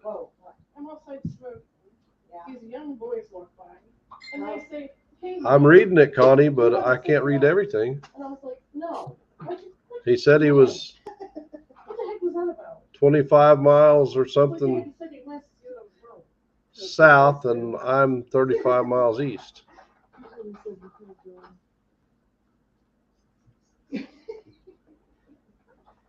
Tell him. that he is a- I'm trying to catch up on what I missed, Rachel, somewhere. It's okay. I was looking for it too. he's a- He's 25 miles south of Springfield. Mom, don't type that out. Show Me is 25 miles south of Springfield. He's gonna read you like he said he's a. Yeah, so he's not that far away.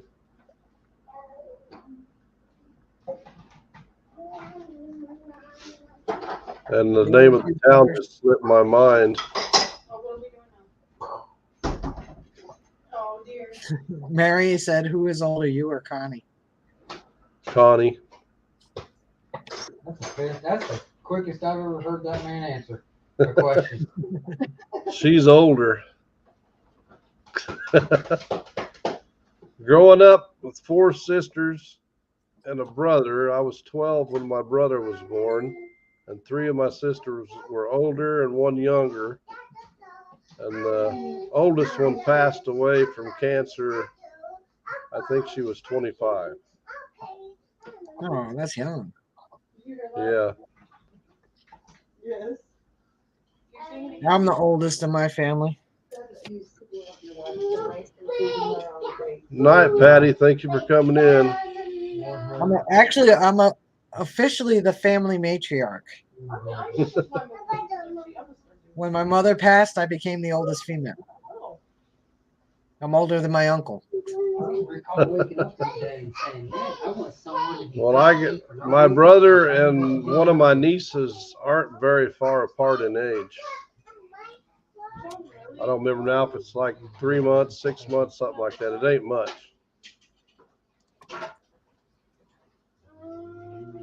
Hello, Jason. Yeah, thanks to my uncle being younger than me, I will be grandma age when my cousin is born. She'll be here, I think, November or something. Is Arkansas leaving? I'm trying to keep up. I have trouble sometimes. Yeah, Arkansas is heading out. Night, Arkansas.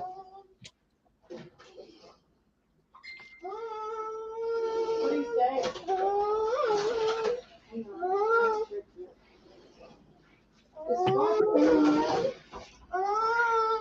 Oh, right. goodness.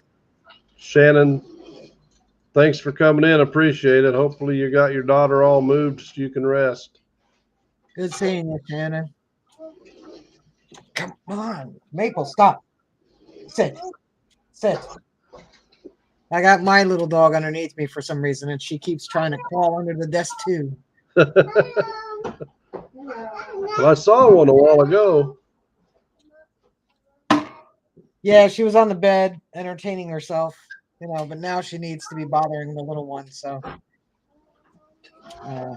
trying to keep her out from underneath my desk, but she's fighting me.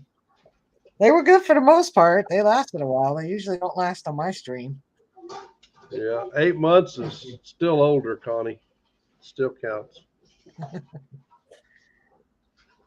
Yeah, I have 1 brother and 2 sisters younger than me.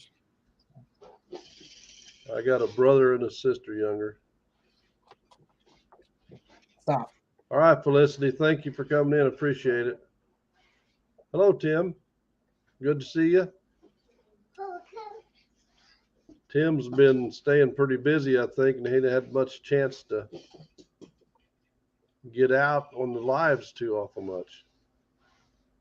Mary said, my family sounds like her family and her husband's side. Her husband has a brother same age as his mom. Tim, you rock, dude. Hello, Looter 8. Hey, Looter 8. I love me some Alley Cat. He's a good guy. He is. He's a great guy. Well, there was 12 in my mom's family, and I think her oldest brother was 2 or 2.5 when he come down with something back then, and he passed away. That was your brother?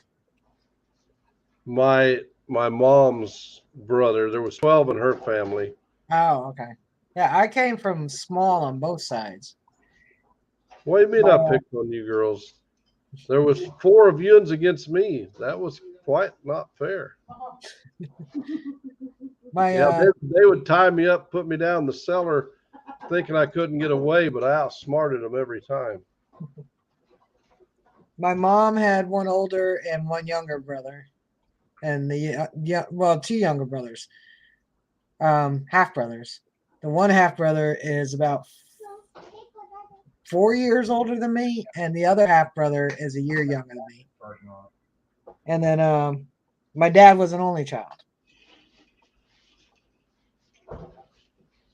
My dad is the middle. He had a sister older and a sister younger.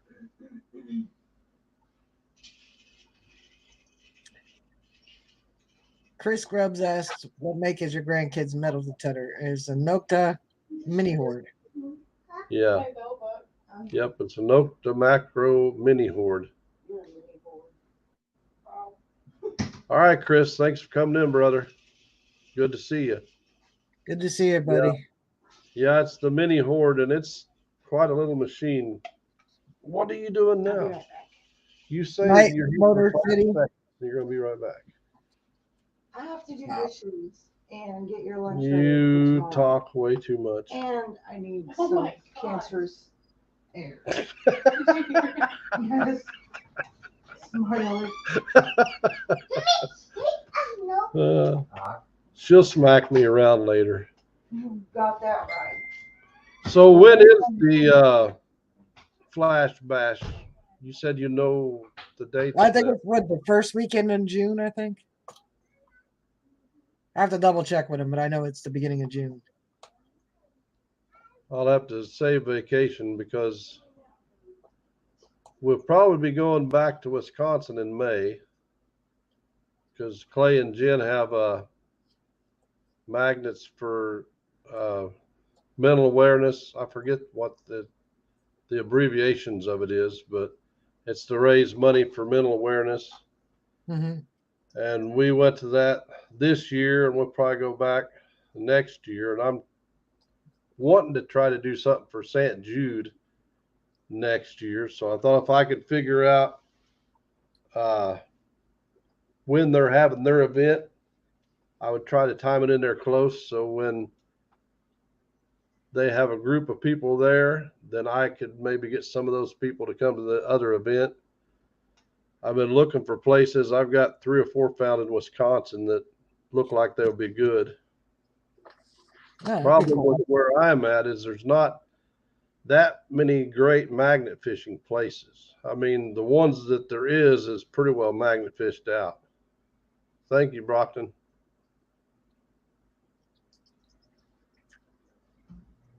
I know what you mean, Teresa. I'm the old folks in my family. I'm the oldest. Yeah, I do ALS every year. ALS Association.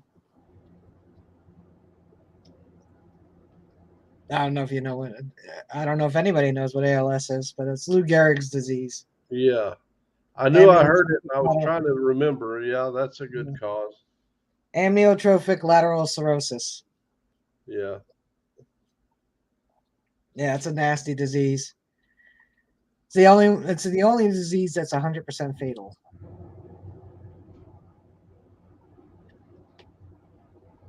So that's what my dad had. So since he passed, we raised money for that. Yeah, I don't blame you. Yeah, 2 brothers said mom has it very bad. It's horrible. My dad was lucky, in a way, I guess. He passed 14 months after diagnosis, but he had what they call bulbous ALS because it started in his face. Usually, life expectancy is 9 months to like about 15 months, so he was right there. Then a few years ago, a good friend of mine passed away from it. So it's pretty awful. Well, when my mom passed away, she didn't want flowers. She wanted people to donate to St. Jude's. And Shannon, excuse me, Shannon Dalton, his granddaughter, if it wasn't for St. Jude's, probably wouldn't be with us, So No, St. Jude's is an awesome cause. It definitely yeah, is. No, I'm I hoping also donate to Juvenile Diabetes Foundation. There's a lot of big ones. Ronald thanks a McDonald lot. House. Yeah, there is, and I'm hoping I can pull it off. Like I said, I got to find out when Clay and Jen's going to have their event. I know it'll be on a Saturday, but I'm hoping maybe I can pull something off on the Friday before, because I know there's going to be people there at the event anyway. And if I have it within a couple hours of where they're going to have theirs, maybe I can have pretty good turnout. I'm sure you will. Yeah.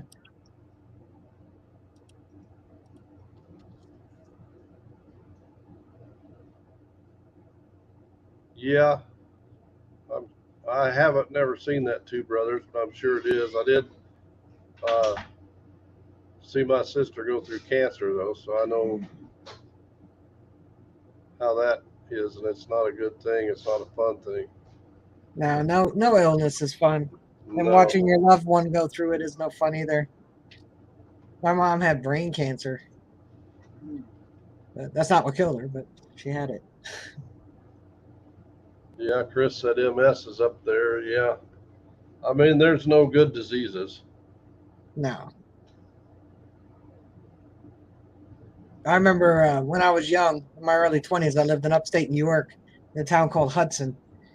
And I worked at an adult residence there. And I guess I was about 21, 22. And there was a woman there, a young woman.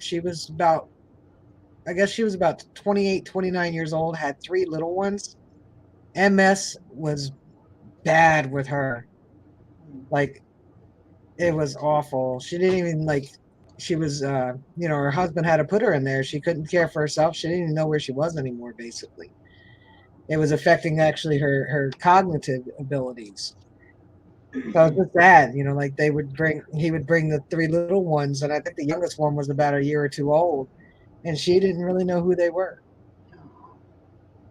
And I was just sitting there, I was young. I wasn't much younger than her. Just going, that's just crazy. She's so young. Yeah. And she wasn't,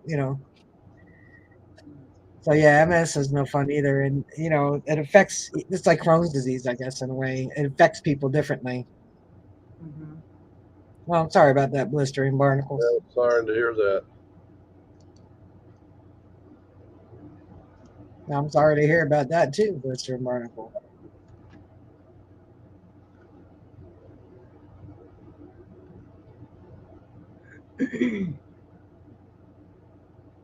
Well, you know what, brother? You're still here.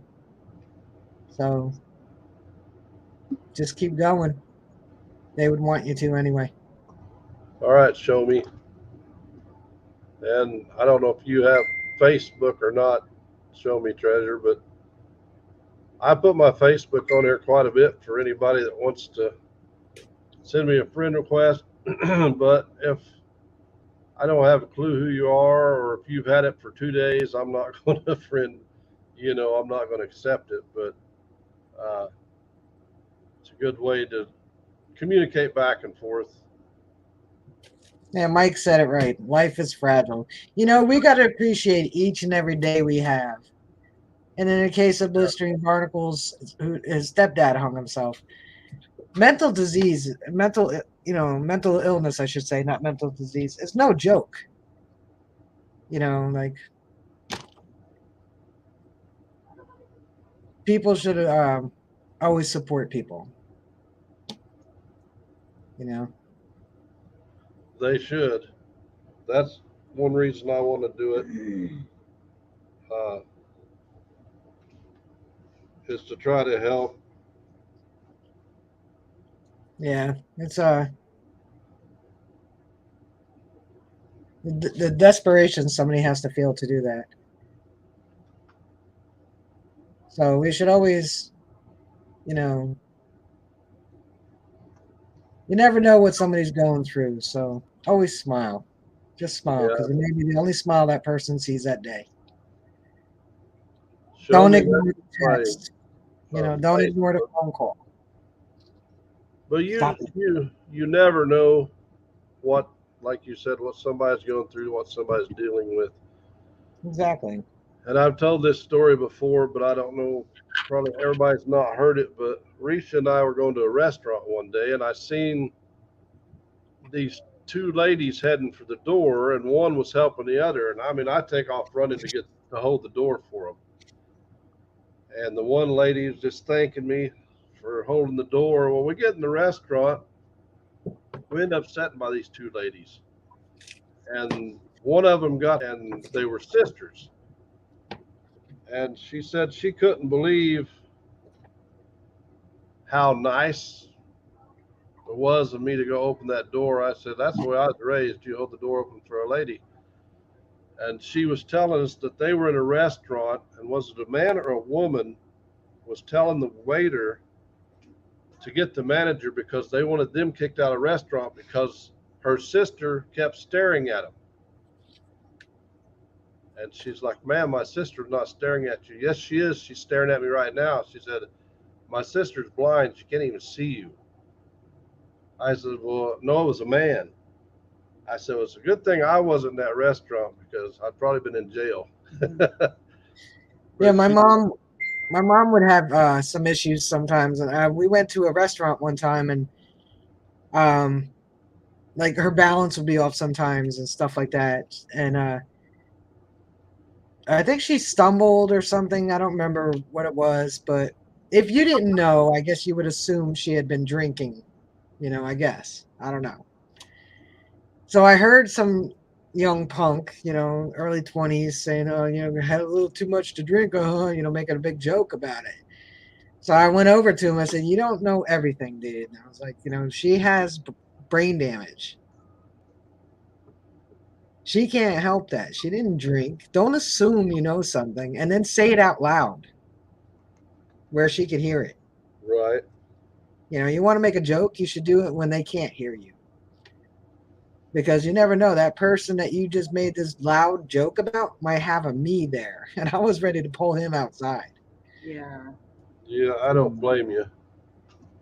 I would be too. I get irritated at people. I try to be nice to everybody. That's what you got to do. You just got to be nice. I mean, sure, I see things that I think are funny at the moment, then, but I don't say anything. And then I'm like, there's probably a reason why whatever's going on or whatever, because we're humans. I'm no different. But I don't open my mouth, I wouldn't make a joke in a public place loudly for everybody to hear, especially when family members are with this person. Show me, that's my Facebook. That's what I go by. Now, as far as things like that, no, I won't tolerate that. But I can't say that I always keep my mouth shut because I guess I'm too much like my dad. We were detecting last night, and she was telling me there was probably 6 or 7 boys out there, 15, 16 years old, and she could hear them, and they were talking about stealing from this person and that person, and she could see them looking at our truck and looking at our detectors. And I won't say what I said, but I said it loud enough they could hear it, you know. So they went on about their way and they left us alone. But by just their actions, their intentions was to try to rob us because they were talking about stealing and taking things from people. Well, what was worse was they were sitting there. The one was sitting there talking about, well, when my grandpa dies, I get this and this and this. And Yeah. I'm like, I can't Well, believe it. unfortunately, it's the age we live in. Yeah. People feel entitled to say whatever's on their brain. Yeah. You don't have to make her head swell, Tim.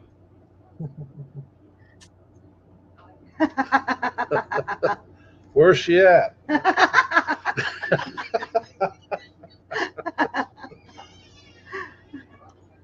Yeah, I was. Well, I've got right a story to there. that, So but I can't say it on here. I've confronted people over people I didn't even know. You know, if I heard something inappropriate or, you know, making fun of a disability or something. Hi, Tim. Yeah, It's you. my son, I don't know if he's still in here, but he's in here earlier. He was telling me one day he was in a store and this guy was trying to cash a personal check, and they said, we can't cash it. And his little boy was wanting a piece of candy, and he said he grabbed that little boy by the arm and jerked him up and said, let's go. And my son said, if I see you touch him like that again, we're going to have an issue. And I guess he let the little boy's arm go and walked out. My baby boy is 6'1", 6'2", bench presses over 400 pounds, so you really don't want to piss him off. Good night, blistering barn. Night, blistering. Thank you for coming in. Appreciate it. It's probably 2 or 3 o'clock in the morning over there. Yeah, no doubt.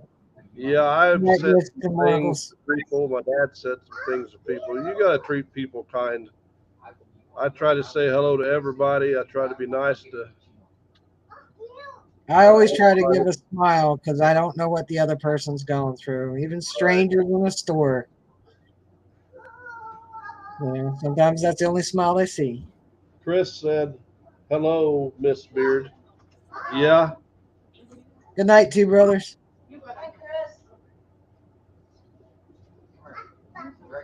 Thanks, two brothers. We truly appreciate it. I've actually said something to children in public places, especially when they're rude to their mothers, and the mothers sit there and take it. Yeah. But I don't. I'm sorry. You get one mom, and Exactly. no mother should allow their child to speak to them in such a manner. No, they shouldn't. But, you know, you change in life. I did anyway. When I was younger, I'd fight at the drop of a hat. Somebody looked at me sideways, the fight was on. You know, I wasn't the greatest person. I mean, I didn't go around stealing or nothing like that, but I didn't put up with any bull too much. And when my oldest sister passed away, I seen how many people was at her funeral, because she was just the kindest person to give you the shirt off of her back. And I seen how many people was there and how it affected and how many lives she touched. And I thought, you know what? I got to be a different person than what I am. So I changed quite a bit after that. So always try to be nice to people, try to make somebody smile or laugh or brighten their day, because you don't know what they're going through. Exactly. All right, buddy, I'll get it. Sometimes you're the only smile they see. Yeah. And you notice a lot of people, if they're not really smiling, you smile at them, then it's just like all of a sudden their face lights up like, hey, somebody's smiling at me. Yeah. You know, makes my day brighter. Never know. I always try to be kind. But like I said, I'm human. Yeah, we're all human. We all Sometimes make mistakes. I'm inadvertently rude, and I don't mean to be. Sometimes I am, though. I've been rude. I didn't mean to be. I swear I'll pull up my Yeah, you know. But I know when, seems to me, as you get older, you come near to speaking your mind too. You don't just let things go. No, I don't let things go. But I mean, like, I've inadvertently been rude. I remember one time asking the lady at the toll booth, the exit I needed was closed, so I asked her if she happened to know if the next exit would take me to where I need to go. And she was telling me, she told me yeah, and then she was telling me what I needed to do and whatnot. But at that point, I knew. I just needed to know that that next exit would take me to that highway. Same one I needed the first exit for. And she was like, yeah, so you just go up this. I was like, thanks. And I started driving away. My friends told me I was rude because I didn't let her finish. And I was like, I wasn't trying to be intentionally rude. I just needed to go. So, like we were already late. So, there's times we're all don't mean to be rude and we are, but for the most part, you should not intentionally be rude is my point. No, that's not a good idea. Bad idea, lad. So they just made pepper sauce while they were listening. Now they want to touch their face. Thanks, Tim. I appreciate it. How do you go about getting your permissions? Do you just go knock on doors, or? I got one from a phone call that I got the number and called them. Most of my permissions are in the town I deliver mail in, but they're not on my route. And the other one, actually, two of my permissions I got from phone calls. One, I grew up on the farm, so I knew the landlord's name that the family rented from, and I know he long passed. So I knew his son's name. I got a hold of his son uh, via phone. I left a message at his business, and he called me back. And I told him I grew up there. I would love to find my Matchbox cars. So he said, "Yeah, sure, go ahead, but just stay away from the backside because somebody leases that." Well, I knew it was the farmers market stand on the corner from the property, so I went over to them and asked them if I could detect it back by the cornfields on the property they leased from the front. So I got the whole farm. That's cool. Yeah. I've asked 2 or 3 times, and so far I haven't got turned down, which is kind of surprising. But I need to get my nerve up to do some door knocking because there's some houses in these towns around here, that's 120, 140 years old. There's got to be some good stuff there. Oh yeah. This I don't know if the land has changed since I was a kid because it sure is really, really wet. So I gotta wait till late fall to when it starts drying up a little bit so I can detect it. Like some areas are real marshy kind of now. It's weird. I guess they possibly do change. I don't know. Yeah. I mean I'm sure they shifted the creek around. There's a little creek that runs through it. It looks like it's pretty much on track from, the earliest maps, but the creek was there during the Revolutionary War, Battle of Monmouth, and where I grew up is about probably an eighth of a mile or so from uh, a church that was fairly close to the Battle of Monmouth, and they used it as a hospital during the battle. So that's why I wanted to get this farm because I don't really know the other people in the area, but I wanted this farm because I know it's not far from the Battle of Monmouth. That'll be cool. Yeah. I had something else going to ask you, and it just slipped right out of my brain. I hate that. Yeah, it happens. I'm But sure I'm not opposed to knocking on doors because I used to be in direct marketing sales, so sometimes I would have to. Oh, I remember what I was going to say. I guess I really wasn't going to ask you. I was going to tell you. Now, when I told you about this property, when I look up the drawings, because it shows the lots, lot 1, 2, 3, and then you might find another map that say, okay, there was a house here and here, and a church here, and a hotel here. But where the creek is now isn't the same place in those drawings from the 1800s that it was then. It's almost like it's moved down about a quarter of a mile. The main creek is in the same place, but where this other creek cuts through, seems like it's shifted about a quarter of a mile down to where it's at now, according to those drawings. It could have. between man and just evolution of the land. It could have. I mean, this creek that ran alongside of the house I grew up in, um,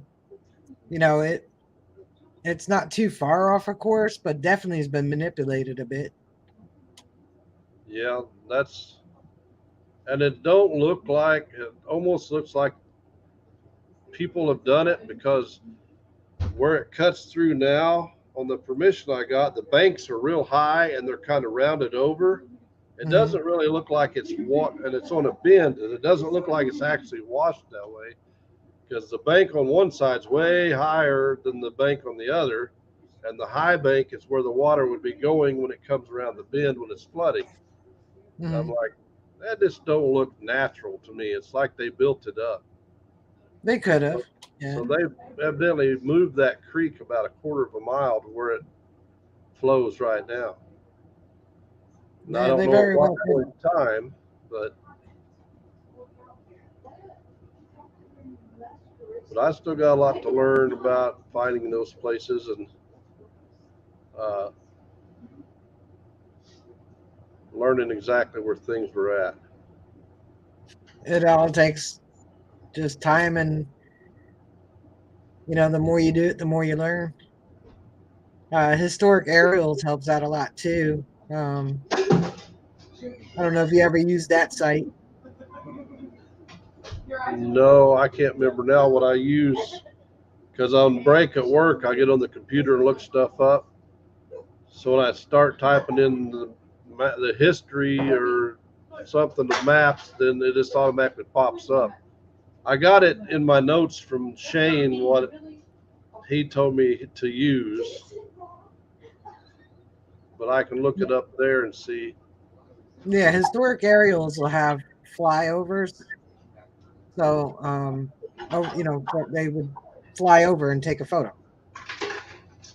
Yeah. So you would put in the address you want to look at, and then on your left side of your screen, it'll have, the map you're looking at right now. If you want it to be like, the Google Maps, or do you want it to be a satellite map? So it looks like what it looks like right now. Then you go down that a little bit on the menu, and it'll say overlays or something like that. And you want to do the compare, and then you can hit the little flashlight icon. On your right side, it'll give you how you want to compare it. I always do satellite. And then you can pick the year from whenever the very first aerial was done all the way up to now. Okay, that'd be cool. Yeah, so my area, 1931 is the oldest. So now I have the satellite view of the farm I'm looking at, and then I'll use a little flashlight they have. So instead of changing the whole screen to the aerial from 1931, I could take the flashlight and just highlight a certain area. And yeah, I mean, I could tell you more in depth, on Facebook Messenger. Hello, headed to the creek. Hey, Now, right outside of the house here, it's probably 60, 70 yards. From my understanding, the house burnt down in 1900 or 1901. And I've heard a man and his son burn up in the house, but just here on the property. Now, Rich and I have went, detected, dug that, but we haven't for quite a while. And now that we're learning more, hey, Don, about our detectors, it might be better. But I did find an old part of a toy trailer that hooked to an old truck, and we found like the old foot off a ball and claw tub. And I just feel there's got to be something there. Oh, no doubt there's something there. Coin wise, I mean, nails galore. Oh, yeah, definitely a lot of nails. And there's unfortunately, that goes with the home sites, a lot of nails. Yeah. The old cistern's there, but I've tried finding a map. Of course, I know there's not going to be a picture of the house, so I have no idea whether the front door was facing north, south, east, west. I don't know where the front door or the back door were.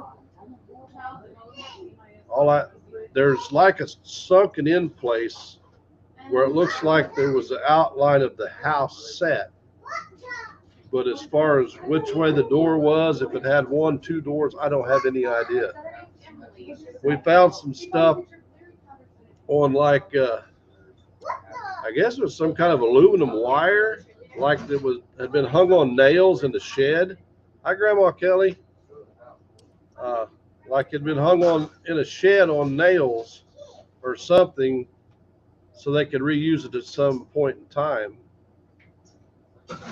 So I think we figured out where their shed was, but still don't know which direction the house was facing. Yeah, that's a hard one to find out. I mean, depending on when the house came down and how early your aerials are, you can always find out.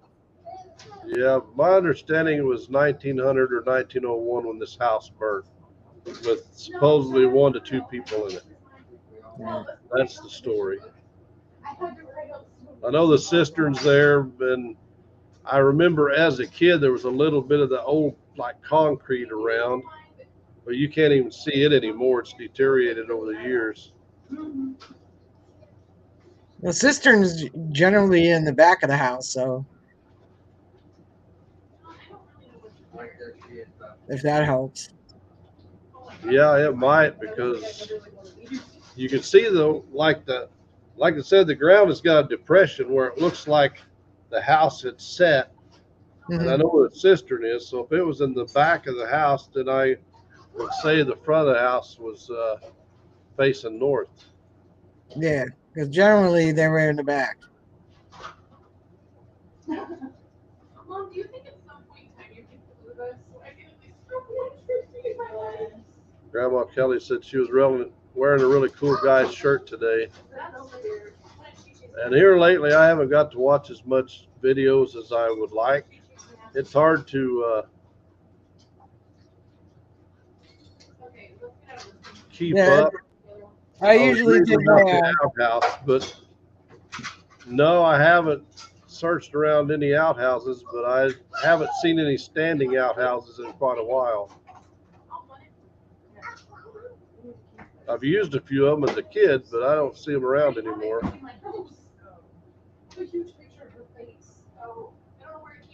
I used one last time when I went up to Maine. The property, mainly dirt fishing had us on.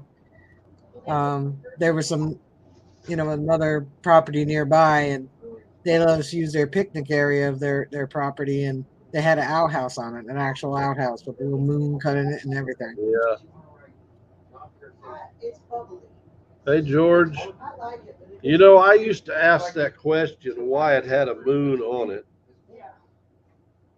And I've heard a ton of questions, but supposedly, I know it's one of those dumb things that you wonder, why is there a moon shape on there? Why not a circle, or why not this? But it's to let light in. But supposedly the moon was the women's outhouse and the star was the men's.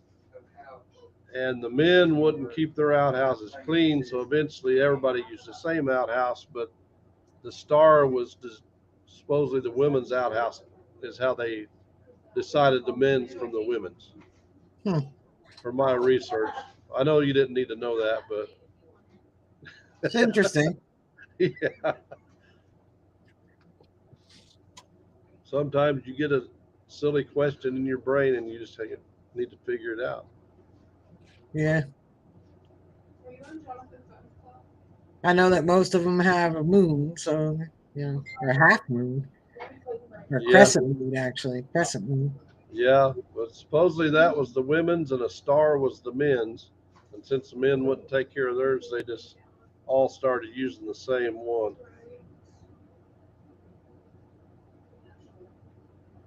Bob Kraft said, "You're right, Iron." Well, learn something new every day. Rachel, I think I'm going to call it a night and try to get out of here. I still have to finish editing a video. Great people in here, but she's been running me ragged. Like I say, when I get home from work, little man most of the time when I walk through the door, it's play, and we play until his mom or dad come and get him. And then we went detecting Monday and Tuesday, all day Saturday, all day Sunday. I've got to get some magnet fishing in. My magnets think I forgot about them. I know I can't talk. You're probably thinking of, was that the day before yesterday that we were at that park and I tried to throw my trash away and I was gagging? Yeah. Oh. Yeah, she was going to throw her trash out of her pouch in this trash can. Ooh. And she raises it up, and all I hear is, ooh, ooh, ooh. She said it was full of magnets. She said, go see. Not magnets, maggots. She said, go see. You should smell that. I said, oh my God. I've no, seen so many in my life. I don't need to do that. You've already done that for me. So it was awful. Yeah, that's gross. Yeah, Chris said a friend of the family would bury his chain silver and forgot which tree he buried it under. Oh my God, John, stop. That, I mean, there's a possibility, and my dad was telling me they had, I think they called it post money. Mm-hmm. So years ago, if people did have a little money and they was afraid somebody was going to steal it, they had a fence post they would pick up and they would put it in a jar underneath that fence post and set the post back in the ground over top of it, and they would have it the same height as the other posts, so nobody was expecting their money was underneath that post. There is a heart over one juncture. Trying to figure out the connection with the star. I don't know who any of those people are. Well, Mona, as far as I remember reading about it, because it was one of them questions I had in my mind, I always wondered why it was a half moon and not another shape, as that was the one that the men had. Why they picked the star for the men and the half moon for the women, I don't know. Harder to peek in on the ladies. I just found it. Yeah, that's probably true. Now, I will tell this story real fast, because my dad, he's 84. Hi, Sherry Lynn. We still do all kinds of stuff together as much as possible. Hey, Bob. He said when he was a kid, of course, they all went to school in a one-room schoolhouse. And they had anywhere from kindergarten through 12th grade in the same classroom. And he said they had this one real prissy girl. Her parents had money back then. Nobody else's did. And she would flaunt her wealth over everybody. So they had one cup. They'd go out to the hydrant. Everybody would use the same cup to drink water out of. So somebody took a cattail and they stuck it in the hole in the outhouse. And I guess she went in there to use the bathroom, and he said she was screaming, come running out, and her underwear were down around her ankles, and she fell face first into a big old mud puddle and ruined her new dress. But I thought that's a pretty funny story. Oh my God. Connie and Jeff's talking about something, a steamboat. That's awesome, Bob. Be 94 in October. Wow. But yeah, I think we're gonna get out of here, Rachel. I do appreciate you coming up. It's been awesome. I appreciate you inviting me. It was a good time. This, of course, every live, you never know what direction it's going to get. We started off metal detecting, and then we got off on a different subject, and that's okay. Well, that's why people like our streams. We're both the same. Yeah. We start out about treasure and we end up talking about whatever. Yeah. But I do appreciate you coming in here. Risha's like, you got to get Rachel up. I said, well, she's got her own live to do. Don't forget, next Wednesday night, Rachel will be having her 500 sub giveaway. Yeah, it's going to be a good time.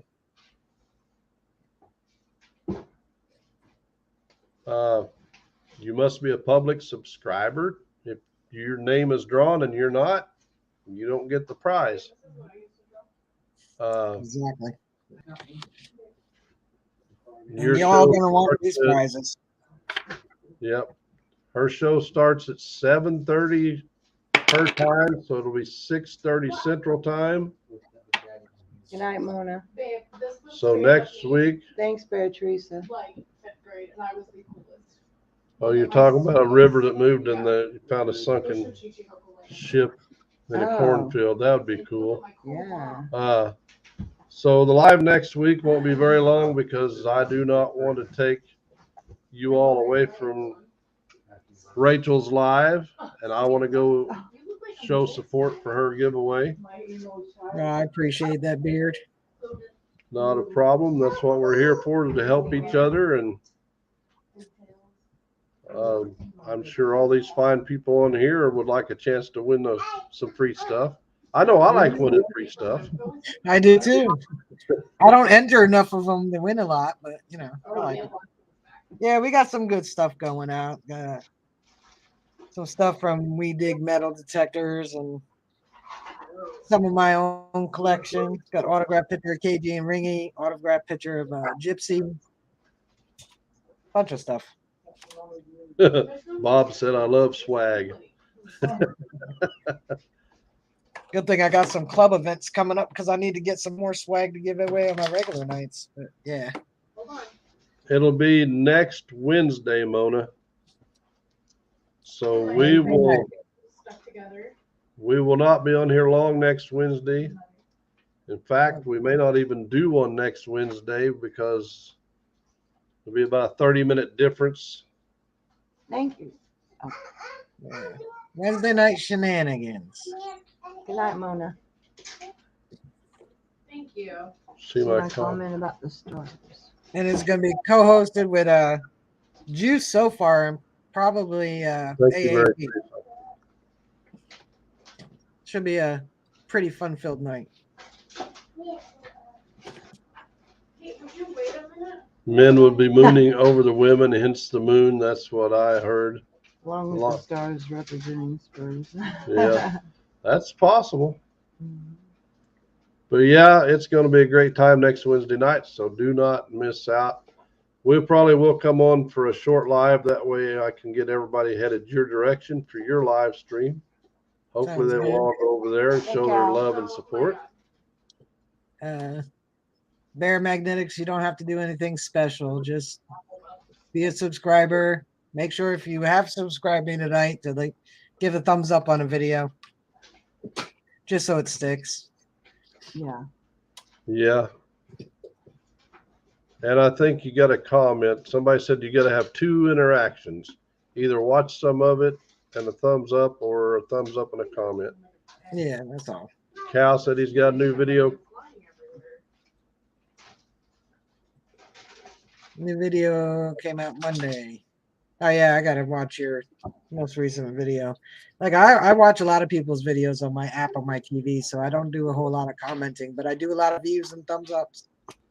Yeah, I try to watch as many as I can.